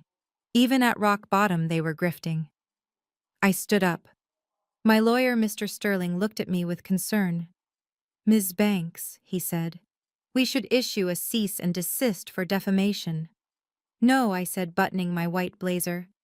"A piece of paper will not stop this. They want a show, Mr. Sterling. They want a villain." I grabbed my purse and the thick file folder containing the forensic audit of the church's accounts. I am going to give them a revelation instead. I walked to the elevator. The time for mercy was over. They had brought the church into our private war. Now I was going to bring the truth to the altar. And unlike my father's sermon, my testimony would be backed by bank routing numbers. The heavy oak doors of the Greater Hope Tabernacle swung open with a groan that cut through the organ music like a gunshot. The entire congregation turned their heads. 500 people who had just been praying for my destruction were now staring at me. I walked down the center aisle. I did not walk with my head down. I did not walk with the shuffle of a repentant sinner coming to the altar for forgiveness. I walked with the rhythmic, terrifying click of stiletto heels on hardwood. I walked like a CEO entering a hostile boardroom. Beside me walked James, my senior forensic accountant. He was a small man with glasses clutching a thick black binder against his chest. To the congregation he looked harmless. To my father he should have looked like the Grim Reaper. Reverend Thomas stood at the pulpit frozen. His hand was raised in mid-benediction. For a split second a smile flickered across his face. He thought I had broken. He thought the pressure of the live stream and the hate comments had forced me to come and beg for his mercy publicly. He lowered his hand and leaned into the microphone. "Praise God," Thomas boomed, his voice dripping with false benevolence. "The prodigal daughter returns. Come, Sasha. Come to the altar. Kneel and ask for forgiveness, and we shall welcome you back." I reached the steps of the pulpit. I did not kneel. I walked right past the kneeling bench and ascended the stairs until I was standing face to face with him. Up close, I could see the sweat trapped in the wrinkles of his forehead. I could smell the fear radiating off him. I reached out and took the microphone from his hand. He was too stunned to resist. I turned to face the crowd. The silence was absolute. Even the babies in the nursery seemed to stop crying. "I am not here to kneel, Dad," I said. My voice was calm, amplified through the massive speakers. "And I am not here to pray.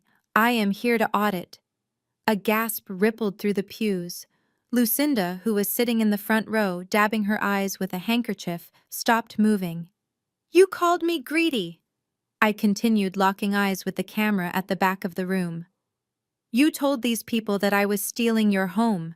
You asked them to donate their hard-earned money to your legal defense fund." I signaled to James. He stepped forward and opened the black binder. He pulled out a single enlarged document. But before you donate another cent, I think you should know where your money actually goes. I held up the paper.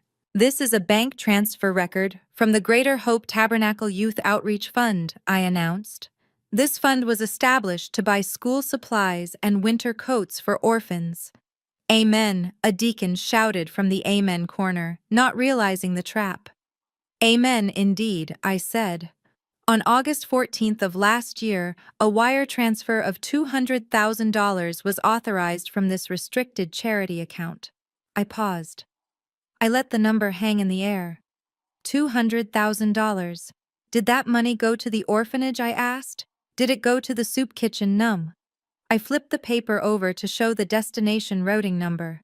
It went to Buckhead Luxury Imports, I read clearly, specifically for the purchase of a Porsche Macan Turbo. A car registered to my sister Destiny Wilson. The silence broke. It shattered. A woman in the choir dropped her hymnal. People stood up. Lies. Thomas shouted, trying to grab the microphone back. She is lying. That was a church vehicle. For transporting the elderly, I sidestepped him easily. A church vehicle, I asked. A Porsche Macan with red leather interior and a personalized license plate that reads, Queen Bee. I pulled out another photo from the binder. It was a picture of Destiny posing on the hood of the car holding a bottle of champagne. Is this how we transport the elderly now, Dad? The crowd turned. The energy in the room shifted instantly from reverence to rage. These people were not rich. They were working-class families who gave 10% of their paychecks because they believed in the mission. They realized in that second that they hadn't been giving to God. They had been giving to Destiny's ego. I turned back to my father. He was gripping the pulpit, his face pale, his mouth opening and closing like a fish out of water. You stole from children, I whispered loud enough for the mic to catch. You stole $200,000 from orphans to buy a toy for your golden child. And then you had the audacity to call me greedy because I stopped paying your bills. I dropped the papers onto the pulpit. They scattered like leaves. The audit is finished, Reverend, I said.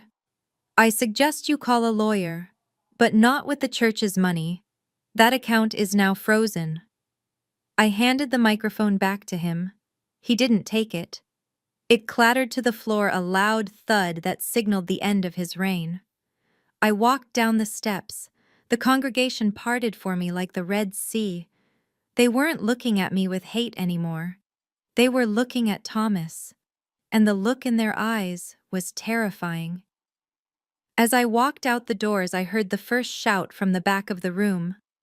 Where is our money, Thomas? The house of God had just become a courthouse, and the verdict was guilty.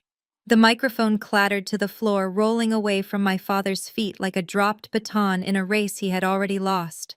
The feedback squealed for a split second, a sharp piercing noise that made half the congregation flinch, but no one moved to pick it up.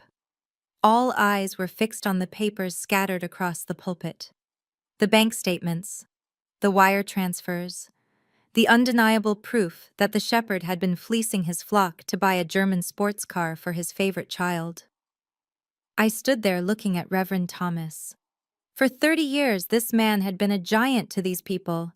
He had baptized their children, buried their dead, and taken their tithes with a smile that promised salvation. Now stripped of his lies, he looked small. He looked like exactly what he was. An old man caught with his hand in the cookie jar. But I wasn't done. The exposure was just the opening act. Now came the negotiation. I signaled to James, my forensic accountant. He stepped forward, bypassing the stunned deacons, and placed a single crisp legal document on top of the messy pile of evidence. He also produced a black fountain pen. Thomas stared at the document. He didn't need to read it to know what it was. We had emailed a draft to his attorney 10 minutes ago. You have a choice, Dad, I said. My voice was not amplified anymore, but in the dead silence of the sanctuary, it carried to the back row. Thomas looked up at me, sweat beading on his upper lip. Sasha, please. Not here. Let us go to my office. We can discuss this as a family. There is no family anymore. I replied, my voice devoid of warmth. There are only plaintiffs and defendants, and right now you are looking at a federal indictment. I pointed to the document. This is a confession of judgment. I explained loud enough for the front row to hear. It states that you admit to the misappropriation of funds. It states that you acknowledge the debt of $1.45 million owed to Sasha Banks Holdings.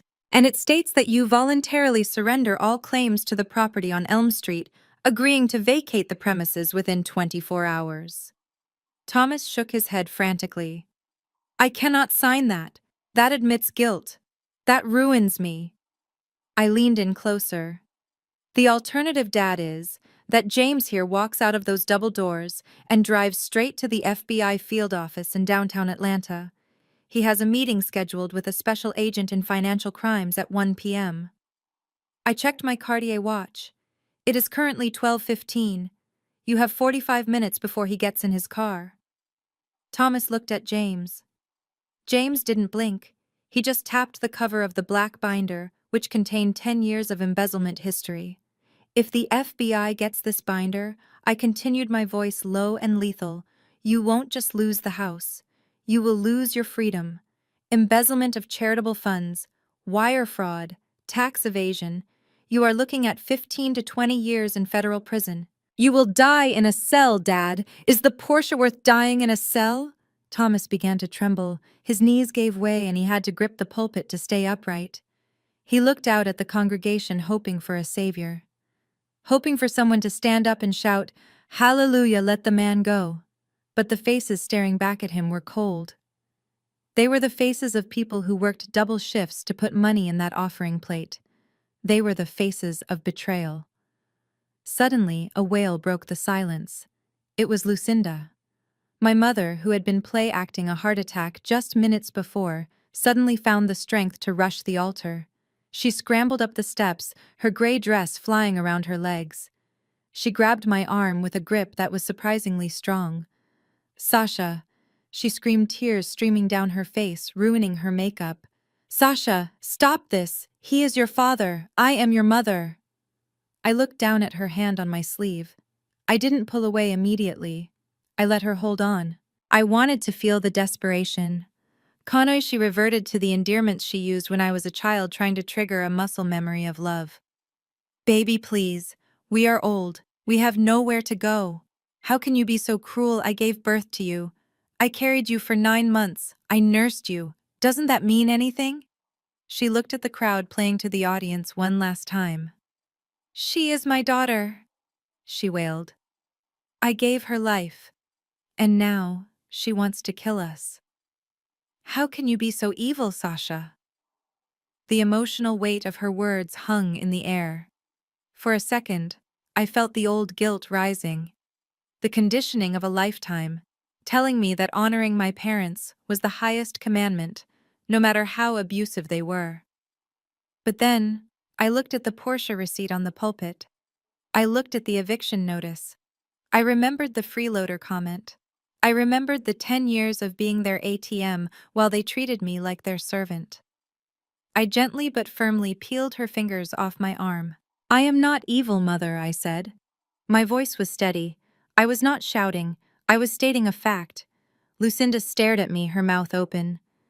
And you are not evil either, I continued. You are just greedy. The word echoed off the stained glass windows. Greedy. You are greedy for status, I said. You are greedy for praise. You are greedy for things you did not earn. You traded your relationship with your daughter for a lifestyle you couldn't afford. You sold me out for a luxury car and a country club membership. That is not evil, Mom. That is just pathetic. Lucinda recoiled as if I had slapped her. I turned back to Thomas. Sign the paper, Dad, I ordered. Or James makes the call. Thomas looked at Lucinda. She was sobbing on the floor now, no longer acting, finally feeling the true weight of her loss. He looked at the congregation. A deacon in the second row, a man who had supported him for 20 years, stood up. Sign it, Thomas, the deacon said. His voice was deep and unforgiving. Sign it and get out of our church. That was the final blow. The court of public opinion had delivered its verdict. Thomas reached out with a shaking hand. He picked up the pen. He didn't look at me. He looked at the paper, his eyes watering so much he probably couldn't read the words.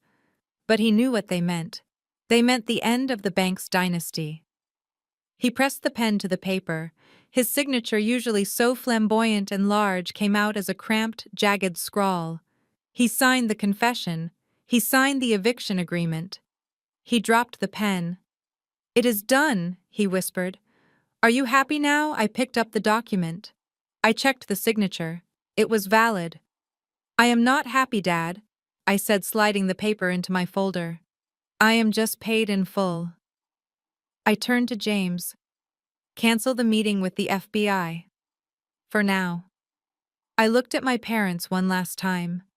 They were huddled together at the pulpit, surrounded by the debris of their lies. "You have 24 hours, I said. "The clock started when you signed that paper. If you are not out by noon tomorrow, the sheriff executes the writ." And Dad, Thomas, looked up, his eyes broken. "Leave the vestments," I said. "You didn't pay for those either. The church did." I turned and walked down the steps. I walked past the choir stand. I walked past the ushers. I walked out of the double doors into the bright, humid Sunday afternoon. Behind me, I could hear the murmur of the congregation starting to rise, a tidal wave of anger that my parents would have to face alone. I had given them a lifeboat out of prison, but I had left them in the middle of a storm they created. I got into my car. My phone buzzed. It was a text from Hunter sent 5 minutes ago. "Just saw the live stream. I am leaving town. Don't come for me." I smiled. The rats were scattering. I put the car in drive. I had one more stop to make. The house. I needed to make sure the locks were changed again, and I needed to supervise the packing. I wasn't going to let them steal the copper wiring out of the walls on their way out. The ultimatum had been delivered. The empire had fallen. And tomorrow the freeloader would finally be the queen of her own castle. Monday morning arrived not with the singing of birds, but with the aggressive sound of packing tape ripping off the dispenser. At 9 a.m. sharp, a fleet of 3 moving trucks pulled into the driveway. They were not there to help my family move to a new luxury estate. They were there to repossess the inventory of a failed business venture. And that business was the bank's family image. I stood in the center of the foyer holding a clipboard. I was no longer the daughter or the sister. I was the liquidator. I wore comfortable loafers and jeans because today was a work day. My family stood huddled in the corner by the staircase. They watched with hollow eyes as a team of 6 professional movers marched through the front door. I pointed to the living room. "Everything in that room goes," I instructed the foreman. "The Chesterfield leather sofa, the Persian rug, the 85-inch television. Pack it all." "But that is my chair," Thomas protested weakly. He was sitting on a folding chair we had found in the garage, the only seat left for him. I watched the news in that chair. I looked at the receipt clipped to my clipboard. Item 402, vintage leather wingback chair, purchased November 2018, price $4,000. Payment method, Sasha Banks Amex Platinum. I shook my head. "No, Dad, that is my chair. You just sat in it. Take it away." 2 movers hoisted the massive chair effortlessly. Thomas watched his throne disappear out the front door. In the dining room, Lucinda was trying to hide a set of crystal wine glasses in her purse. "Empty the bag, Mom," I said from the doorway. Lucinda froze. "These are Waterford," she whispered. "They were a gift." "Yes, a gift from me for Christmas 3 years ago," I corrected her. "And since you threw my gift on the floor on Saturday, I am revoking all prior gifts. Put them back." She trembled as she placed the glasses back on the table. The movers swooped in, wrapping them in bubble wrap with efficient speed. But the real battle was happening in the master bedroom. I walked upstairs to find Destiny frantically stuffing designer handbags into a black garbage bag. She looked like a looting victim in reverse. She was trying to salvage the symbols of her status. "Destiny, stop," I said, leaning against the doorframe. She clutched a Chanel classic flat bag to her chest. No, you can't have this one. Hunter gave this to me for my birthday. He paid for it. I walked over and gently took the bag from her grip. I opened the interior pocket and pulled out the authenticity card. I checked the serial number against my database on my iPad. Purchased at Chanel Lenox Square, May 12th, I read. Payment method ending in 1004. That is my card, Destiny. Hunter didn't buy this. I did. He just swiped the card I gave him. I tossed the bag into the open crate the movers had brought. No! Destiny screamed, diving for the crate. Please, Sasha. It is the only thing I have left. People will think I am poor without it. You are poor. Destiny, I said, blocking her path. That is the reality. You have no job, you have no husband, and now you have no bag. I pointed to a small pile of items on the bed. That is what you keep, I said. She looked at the pile. It consisted of a few fast fashion dresses from before she met Hunter, some old paperbacks and a teddy bear she had since childhood. Anything that was purchased with your own money, you keep, I explained. Anything purchased with mine is being liquidated to recoup a fraction of my losses. We went room by room. It was surgical. The movers stripped the silk drapes. They disconnected the surround sound system. They rolled up the carpets. They even took the espresso machine from the kitchen counter. By 11 a.m., the house was unrecognizable. The warm, inviting home that my parents had bragged about for a decade was gone. What remained was a shell. The walls were bare, showing the pale squares where art had hung. The floors echoed with every step. The air felt colder, sharper. My parents and sister stood in the empty living room. Beside them were 3 suitcases and 4 cardboard boxes.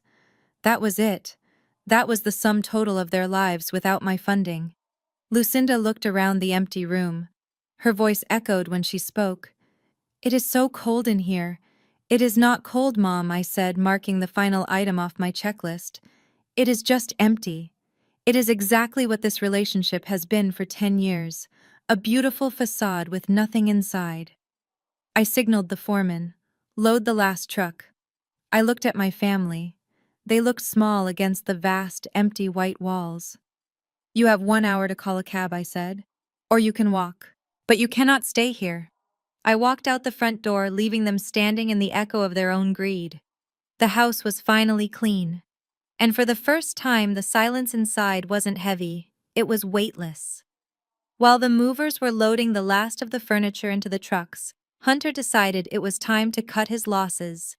He had been standing by the garage door, watching his life dissolve into cardboard boxes, and I could see the panic rising in his eyes. He realized that once the sheriff arrived to formally lock the property, he would be stuck on the street with a wife he hated and in-laws he despised. He patted his pocket, checking for the keys to the Range Rover. It was the only asset left that he thought he could control. He didn't know that I had already remotely disabled the ignition via the tracking app, but he was about to find out the hard way. Hunter made a break for it. He didn't say goodbye to Destiny. He didn't offer to help my parents with their suitcases. He just sprinted across the driveway toward the black SUV, pulling the keys out as he ran. Destiny looked up from her pile of clothes, confused. "Hunter," she called out. "Where are you going?" "Wait for me." Hunter ignored her. He reached the car and yanked the handle. The door opened. He jumped in and slammed it shut, locking it instantly. He was going to leave them. He was going to drive away and never look back. But as he pressed the start button, nothing happened. The engine didn't roar to life. The dashboard remained dark. He pressed it again frantically. Nothing. Then the silence of the cul-de-sac was shattered, not by an engine, but by sirens. 3 police cruisers swerved into the driveway, blocking the exit. Blue and red lights flashed against the white columns of the house, creating a dizzying strobe effect. Hunter froze behind the wheel. He looked in the rearview mirror and saw 2 officers stepping out with their guns drawn. "Step out of the vehicle," the officer shouted over the loudspeaker. "Put your hands where I can see them," Destiny screamed. My mother clutched her chest. My father looked like he was about to faint. They thought the police were there for the eviction. They were wrong. The police were there for Hunter. I stood on the porch, arms crossed, watching the scene unfold. I had spent the previous night compiling a dossier not just on my family's spending, but on Hunter's illegal activities. The $50,000 he stole wasn't just gambling money. It was wire fraud. He had forged my signature on a loan application 3 months ago, and I had sent the documents to the fraud division at 9 a.m. Hunter slowly opened the car door. He stepped out trembling. He raised his hands. Officers rushed him, spinning him around and slamming him against the hood of the car he pretended to own. "You are under arrest for identity theft, wire fraud, and grand larceny," the officer announced as he snapped the handcuffs on Hunter's wrists.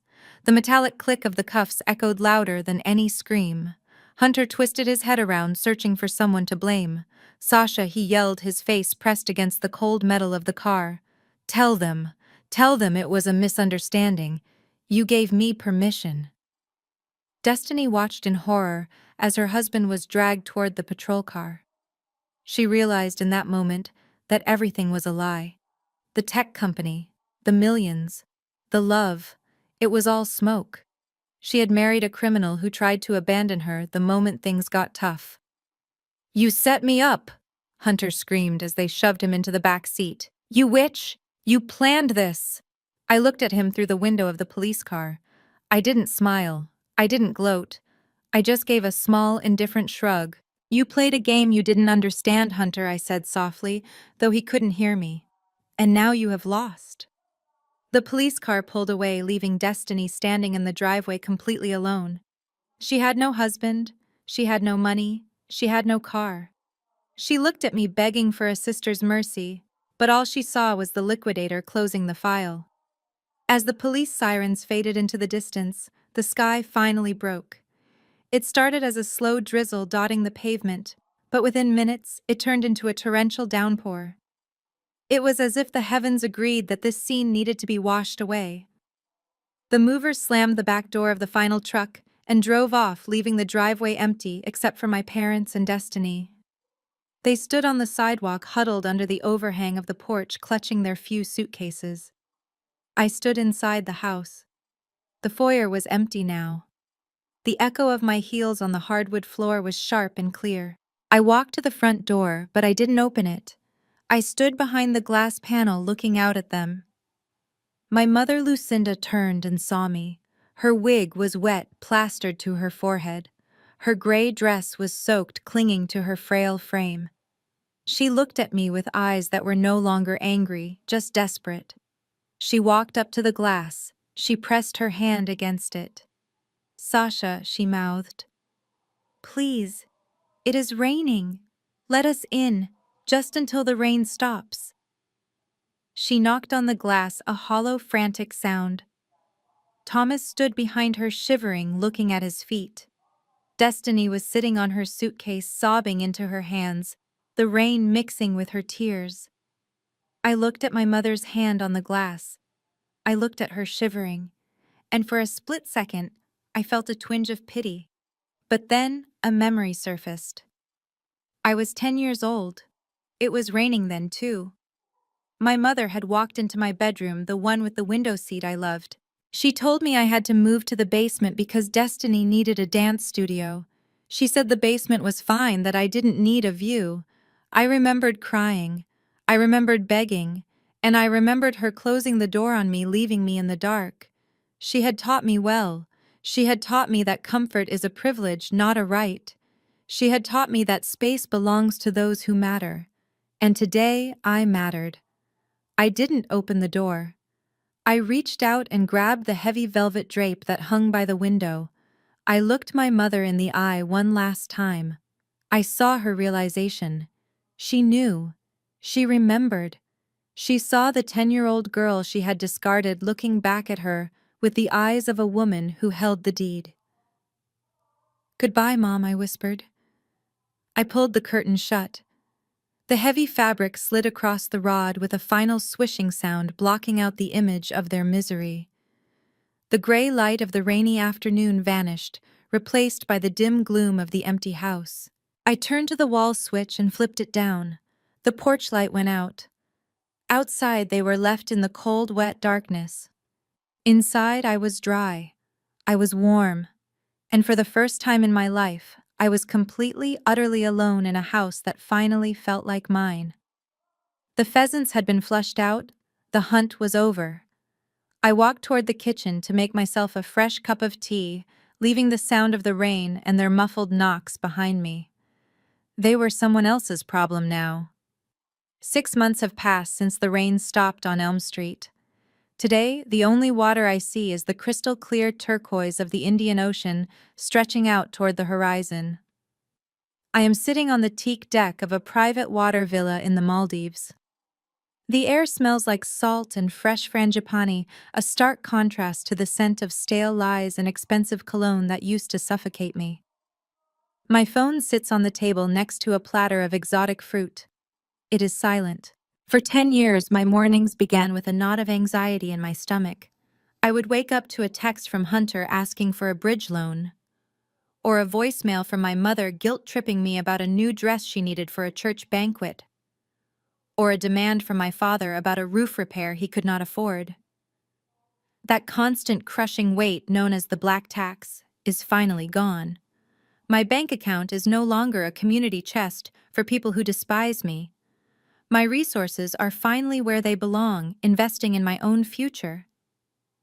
The house on Elm Street is gone. I sold it 2 weeks after the eviction. A nice young couple with a baby on the way bought it. They walked through the empty rooms and saw potential. They didn't know about the screaming matches in the living room or the fraud committed in the study. They didn't see the ghosts of a golden child who threw tantrums or a mother who played favorites. To them, it was just a house. To me, signing those closing papers was the final exorcism. I watched the new owners take the keys, and I felt nothing but relief. The fortress of my family's ego had been converted into liquid cash. But I didn't keep the profit. I didn't need it. My career as a corporate liquidator is thriving more than ever. Instead, I took every cent from the sale of the house, the proceeds from the auctioned furniture, and the money I recovered from selling Destiny's Porsche, and I launched a new project. It is called the Freedom Box Foundation. It is a grant program designed specifically for women like me.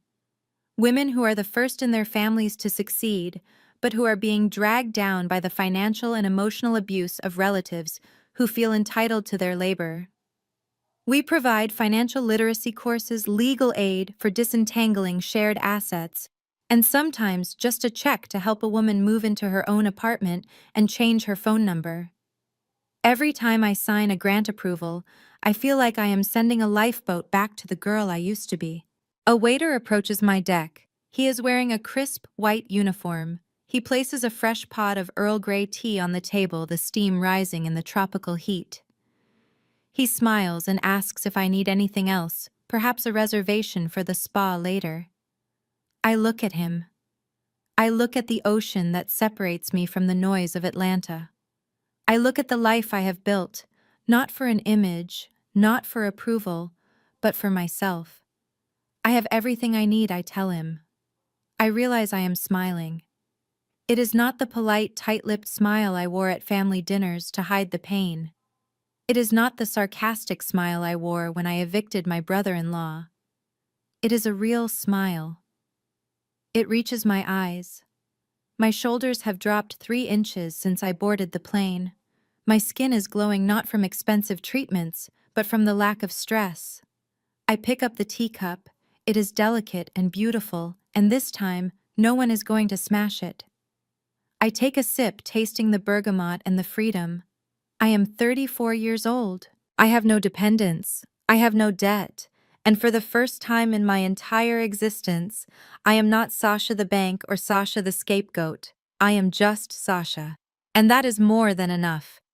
While the sun sets over the Indian Ocean, painting the sky in shades of violet and gold, 4,000 miles away, in a cramped apartment complex on the outskirts of Atlanta, the sun is just rising over a very different reality.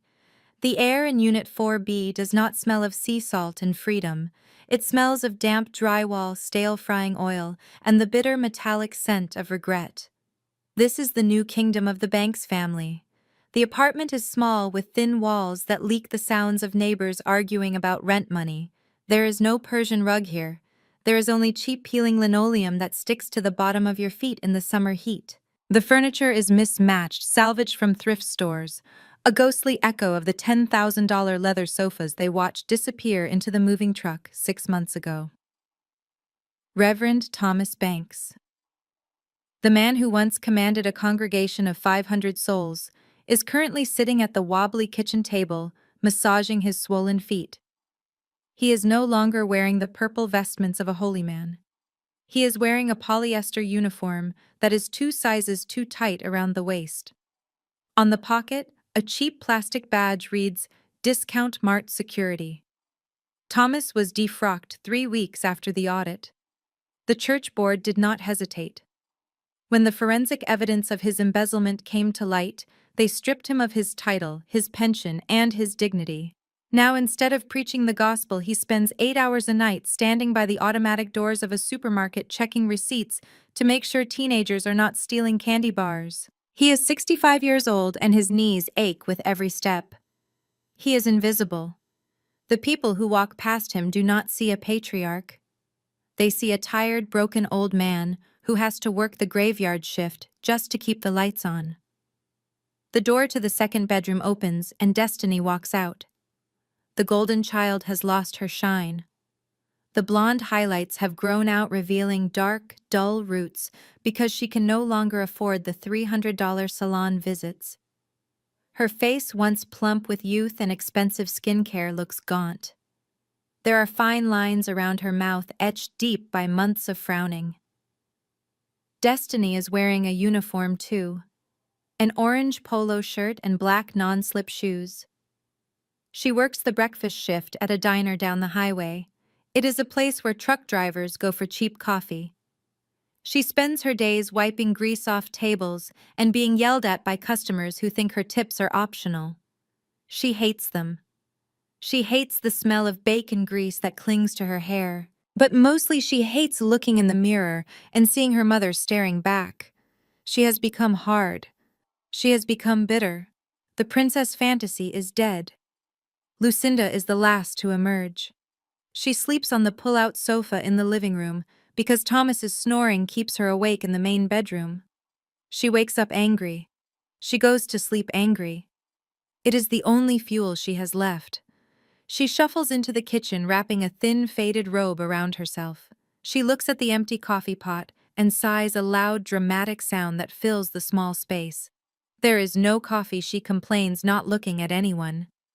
We are out until Friday, Thomas grumbles, putting on his shoes. Payday is Friday. Lucinda slams a cabinet door. We used to have Kona coffee. We used to have an espresso machine. We used to have a life until that ungrateful witch stole it all. She starts her daily ritual, the recitation of grievances. She talks about me, Sasha, as if I am a demon who descended from the sky to ruin her perfect world. She does not talk about the theft. She does not talk about the years of abuse. She only talks about the consequences. I carried her for 9 months, Lucinda mutters, pacing the small kitchen. I gave her a name. And this is how she repays me. She leaves her mother to rot in this dump while she is off in Paris. Thomas stands up, grabbing his hat. She is in the Maldives, Lucinda. Leave it alone. I will not leave it alone, Lucinda screams. She owes us. She has millions now. I saw the article about her foundation. She is giving money to strangers. To strangers, Thomas. But her own mother has to sleep on a lumpy couch. Destiny grabs her purse, ignoring them. Can you two stop screaming? I have a headache. You have a headache, Lucinda snaps. I have a heartache. My friends don't call me anymore. The church ladies cross the street when they see me. I am a laughingstock, and it is all your sister's fault. Destiny opens the front door to leave, but she stops. Sticking out of the metal mailbox attached to the wall is a thick, cream-colored envelope. It looks like a relic from their past life. Destiny picks it up. Her heart skips a beat. For a second, she thinks it might be a check. What is that? Lucinda asks, her eyes sharpening. It is from Sasha. Destiny whispers. The return address is embossed. The Freedom Box Foundation. Open it. Lucinda rushes forward. Her hands tremble as she tears the expensive paper. She pulls out a card. It is black velvet with gold foil text. You are cordially invited. Lucinda reads aloud, her voice trembling with hope. To the inaugural gala of the Freedom Box Foundation. Celebrating the liberation of women from financial abuse. She flips the card over. She shakes the envelope upside down. There is nothing else. No plane tickets, no check. Where are the tickets? Lucinda asks, panic rising. The gala is in Paris. It is next Saturday. Destiny drops into a chair, a cold laugh bubbling up in her throat. She sent us an invitation to a black tie gala in Paris, Mom. But how do we get there? Thomas asks. We cannot afford a bus ticket. That is the point, Dad. Destiny says. She knows we can't come. She wants us to know that she is celebrating getting away from us. Lucinda stares at the card. The gold letters seem to mock her. Liberated from financial abuse. She realizes finally that she is the abuse. She sent this to taunt me. Lucinda screams, throwing the card across the room. It lands near the trash can. She is evil. No, Thomas says quietly. He looks at his security guard badge. She is not rubbing it in. She is just moving on. And she wanted to make sure we knew we were not invited to follow. Thomas walks out into the gray morning. Destiny heads to the diner. Lucinda is left alone in the cramped, silent apartment, staring at the invitation on the dirty floor. The audience has left the theater. The lights are off. And she is stuck in the dark, with nothing but the echo of her own complaints to keep her company. The sun was beginning to dip below the horizon, painting the Indian Ocean in streaks of violet and burning orange. The only sound was the gentle lapping of water against the stilts of my villa. Then a vibration broke the peace. My phone buzzed on the teak table. The screen lit up with 2 words. Unknown caller. I knew who it was. My family had been blocked on every social media platform, every messaging app, and every known number. But desperation always finds a way. I stared at the phone. I could have let it ring. I could have let it vibrate until the battery died. But I realized I wanted to answer. Not out of guilt, not out of obligation, but because I wanted to hear the sound of a king who realized he had no kingdom left. I swiped the green icon and held the phone to my ear. I did not say hello. I just listened to the heavy, ragged breathing on the other end. It sounded like a man who had run a marathon only to find the finish line had been moved. Sasha, the voice crackled. It was Thomas. My father. But the boom was gone from his voice. The pulpit power was gone. He sounded old.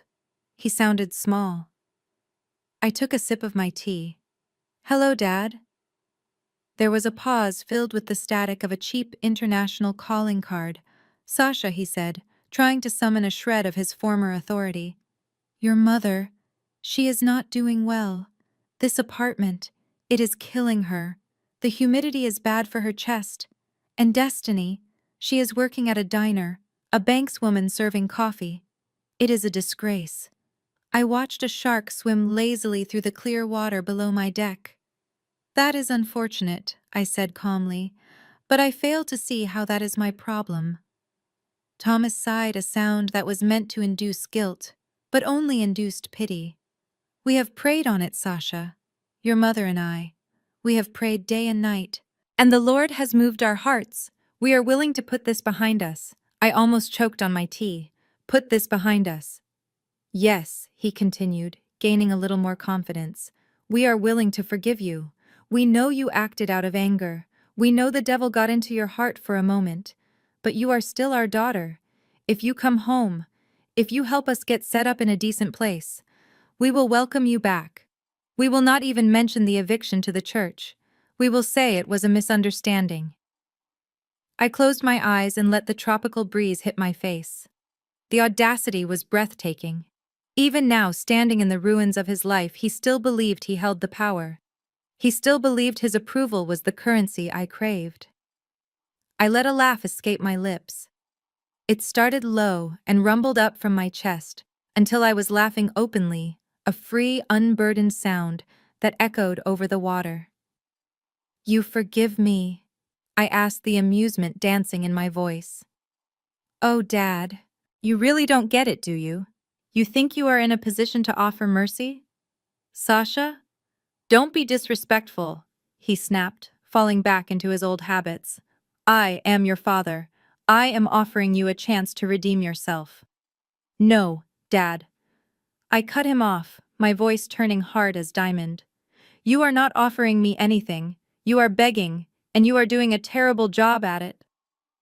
I walked to the edge of the deck, looking out at the endless blue. "Let me make something very clear to you, Thomas. I do not need your forgiveness. I do not need your welcome, and I certainly do not need your family." "But we are blood," he cried out. "Hunter was family too," I reminded him. "And where is Hunter right now?" Silence. We both knew the answer. Hunter was sitting in a county jail cell awaiting trial for fraud, unable to make bail. "Hunter is rotting in a cage because he stole $50,000, I said. "You stole $200,000. You embezzled from orphans to buy a Porsche. By all rights, you should be in the cell next to him." I gripped the railing of the deck. "I am the one who told the forensic accountant to pause the FBI meeting," I said, my voice dropping to a whisper. "I am the one who decided not to press charges for the credit card theft. I am the one who let you walk away with your freedom instead of handcuffs." "Sasha," he stammered. "So do not tell me you forgive me," I said. "I am the one who showed mercy, and the only grace I have left for you is that I am letting you stay out of prison. That is my final gift. Do not ask for another one." "But Sasha," he pleaded, his voice breaking into a sob, "we have nothing." "What about the gift?" "The box. You said you brought a gift to the party." I looked at the black box in my mind, the box that had started the war. I smiled. "You threw that box on the floor, Dad. You called it trash. But you were wrong. It was the most valuable thing I ever gave you." "What do you mean?" he asked. "It was just papers." "No," I said. "That box contained the truth, and the truth set me free. That black box gave me my life back. It gave me my freedom, and that is a gift that keeps on giving." Sasha. "Wait. Please don't hang up." "Goodbye, Dad," I said. I pulled the phone away from my ear. I could still hear his tiny, tinny voice shouting my name. I looked at the device. It was the last link, the last tether to a life of misery. I swung my arm back and hurled the phone into the air. It arched beautifully against the sunset, spinning end over end, catching the last rays of the golden light. It hit the water with a satisfying splash and sank instantly to the bottom of the Indian Ocean. I stood there for a long time, listening to the silence. It was perfect. The movie was over, and the credits were finally rolling on a happy ending. This story is a powerful reminder that sometimes the people who are supposed to love us the most are the ones holding us back. Sasha's journey teaches us that self-worth is not a price to be negotiated, and family is defined by behavior, not biology. The most courageous thing you can do is cut the cord when the relationship becomes parasitic. Remember, saying no to toxic family members is not an act of cruelty. It is an act of survival. You cannot heal in the same environment that broke you. True freedom begins the moment you realize you are enough all on your own. If you have ever had to choose your peace over your family's approval, hit the like button and subscribe to our channel.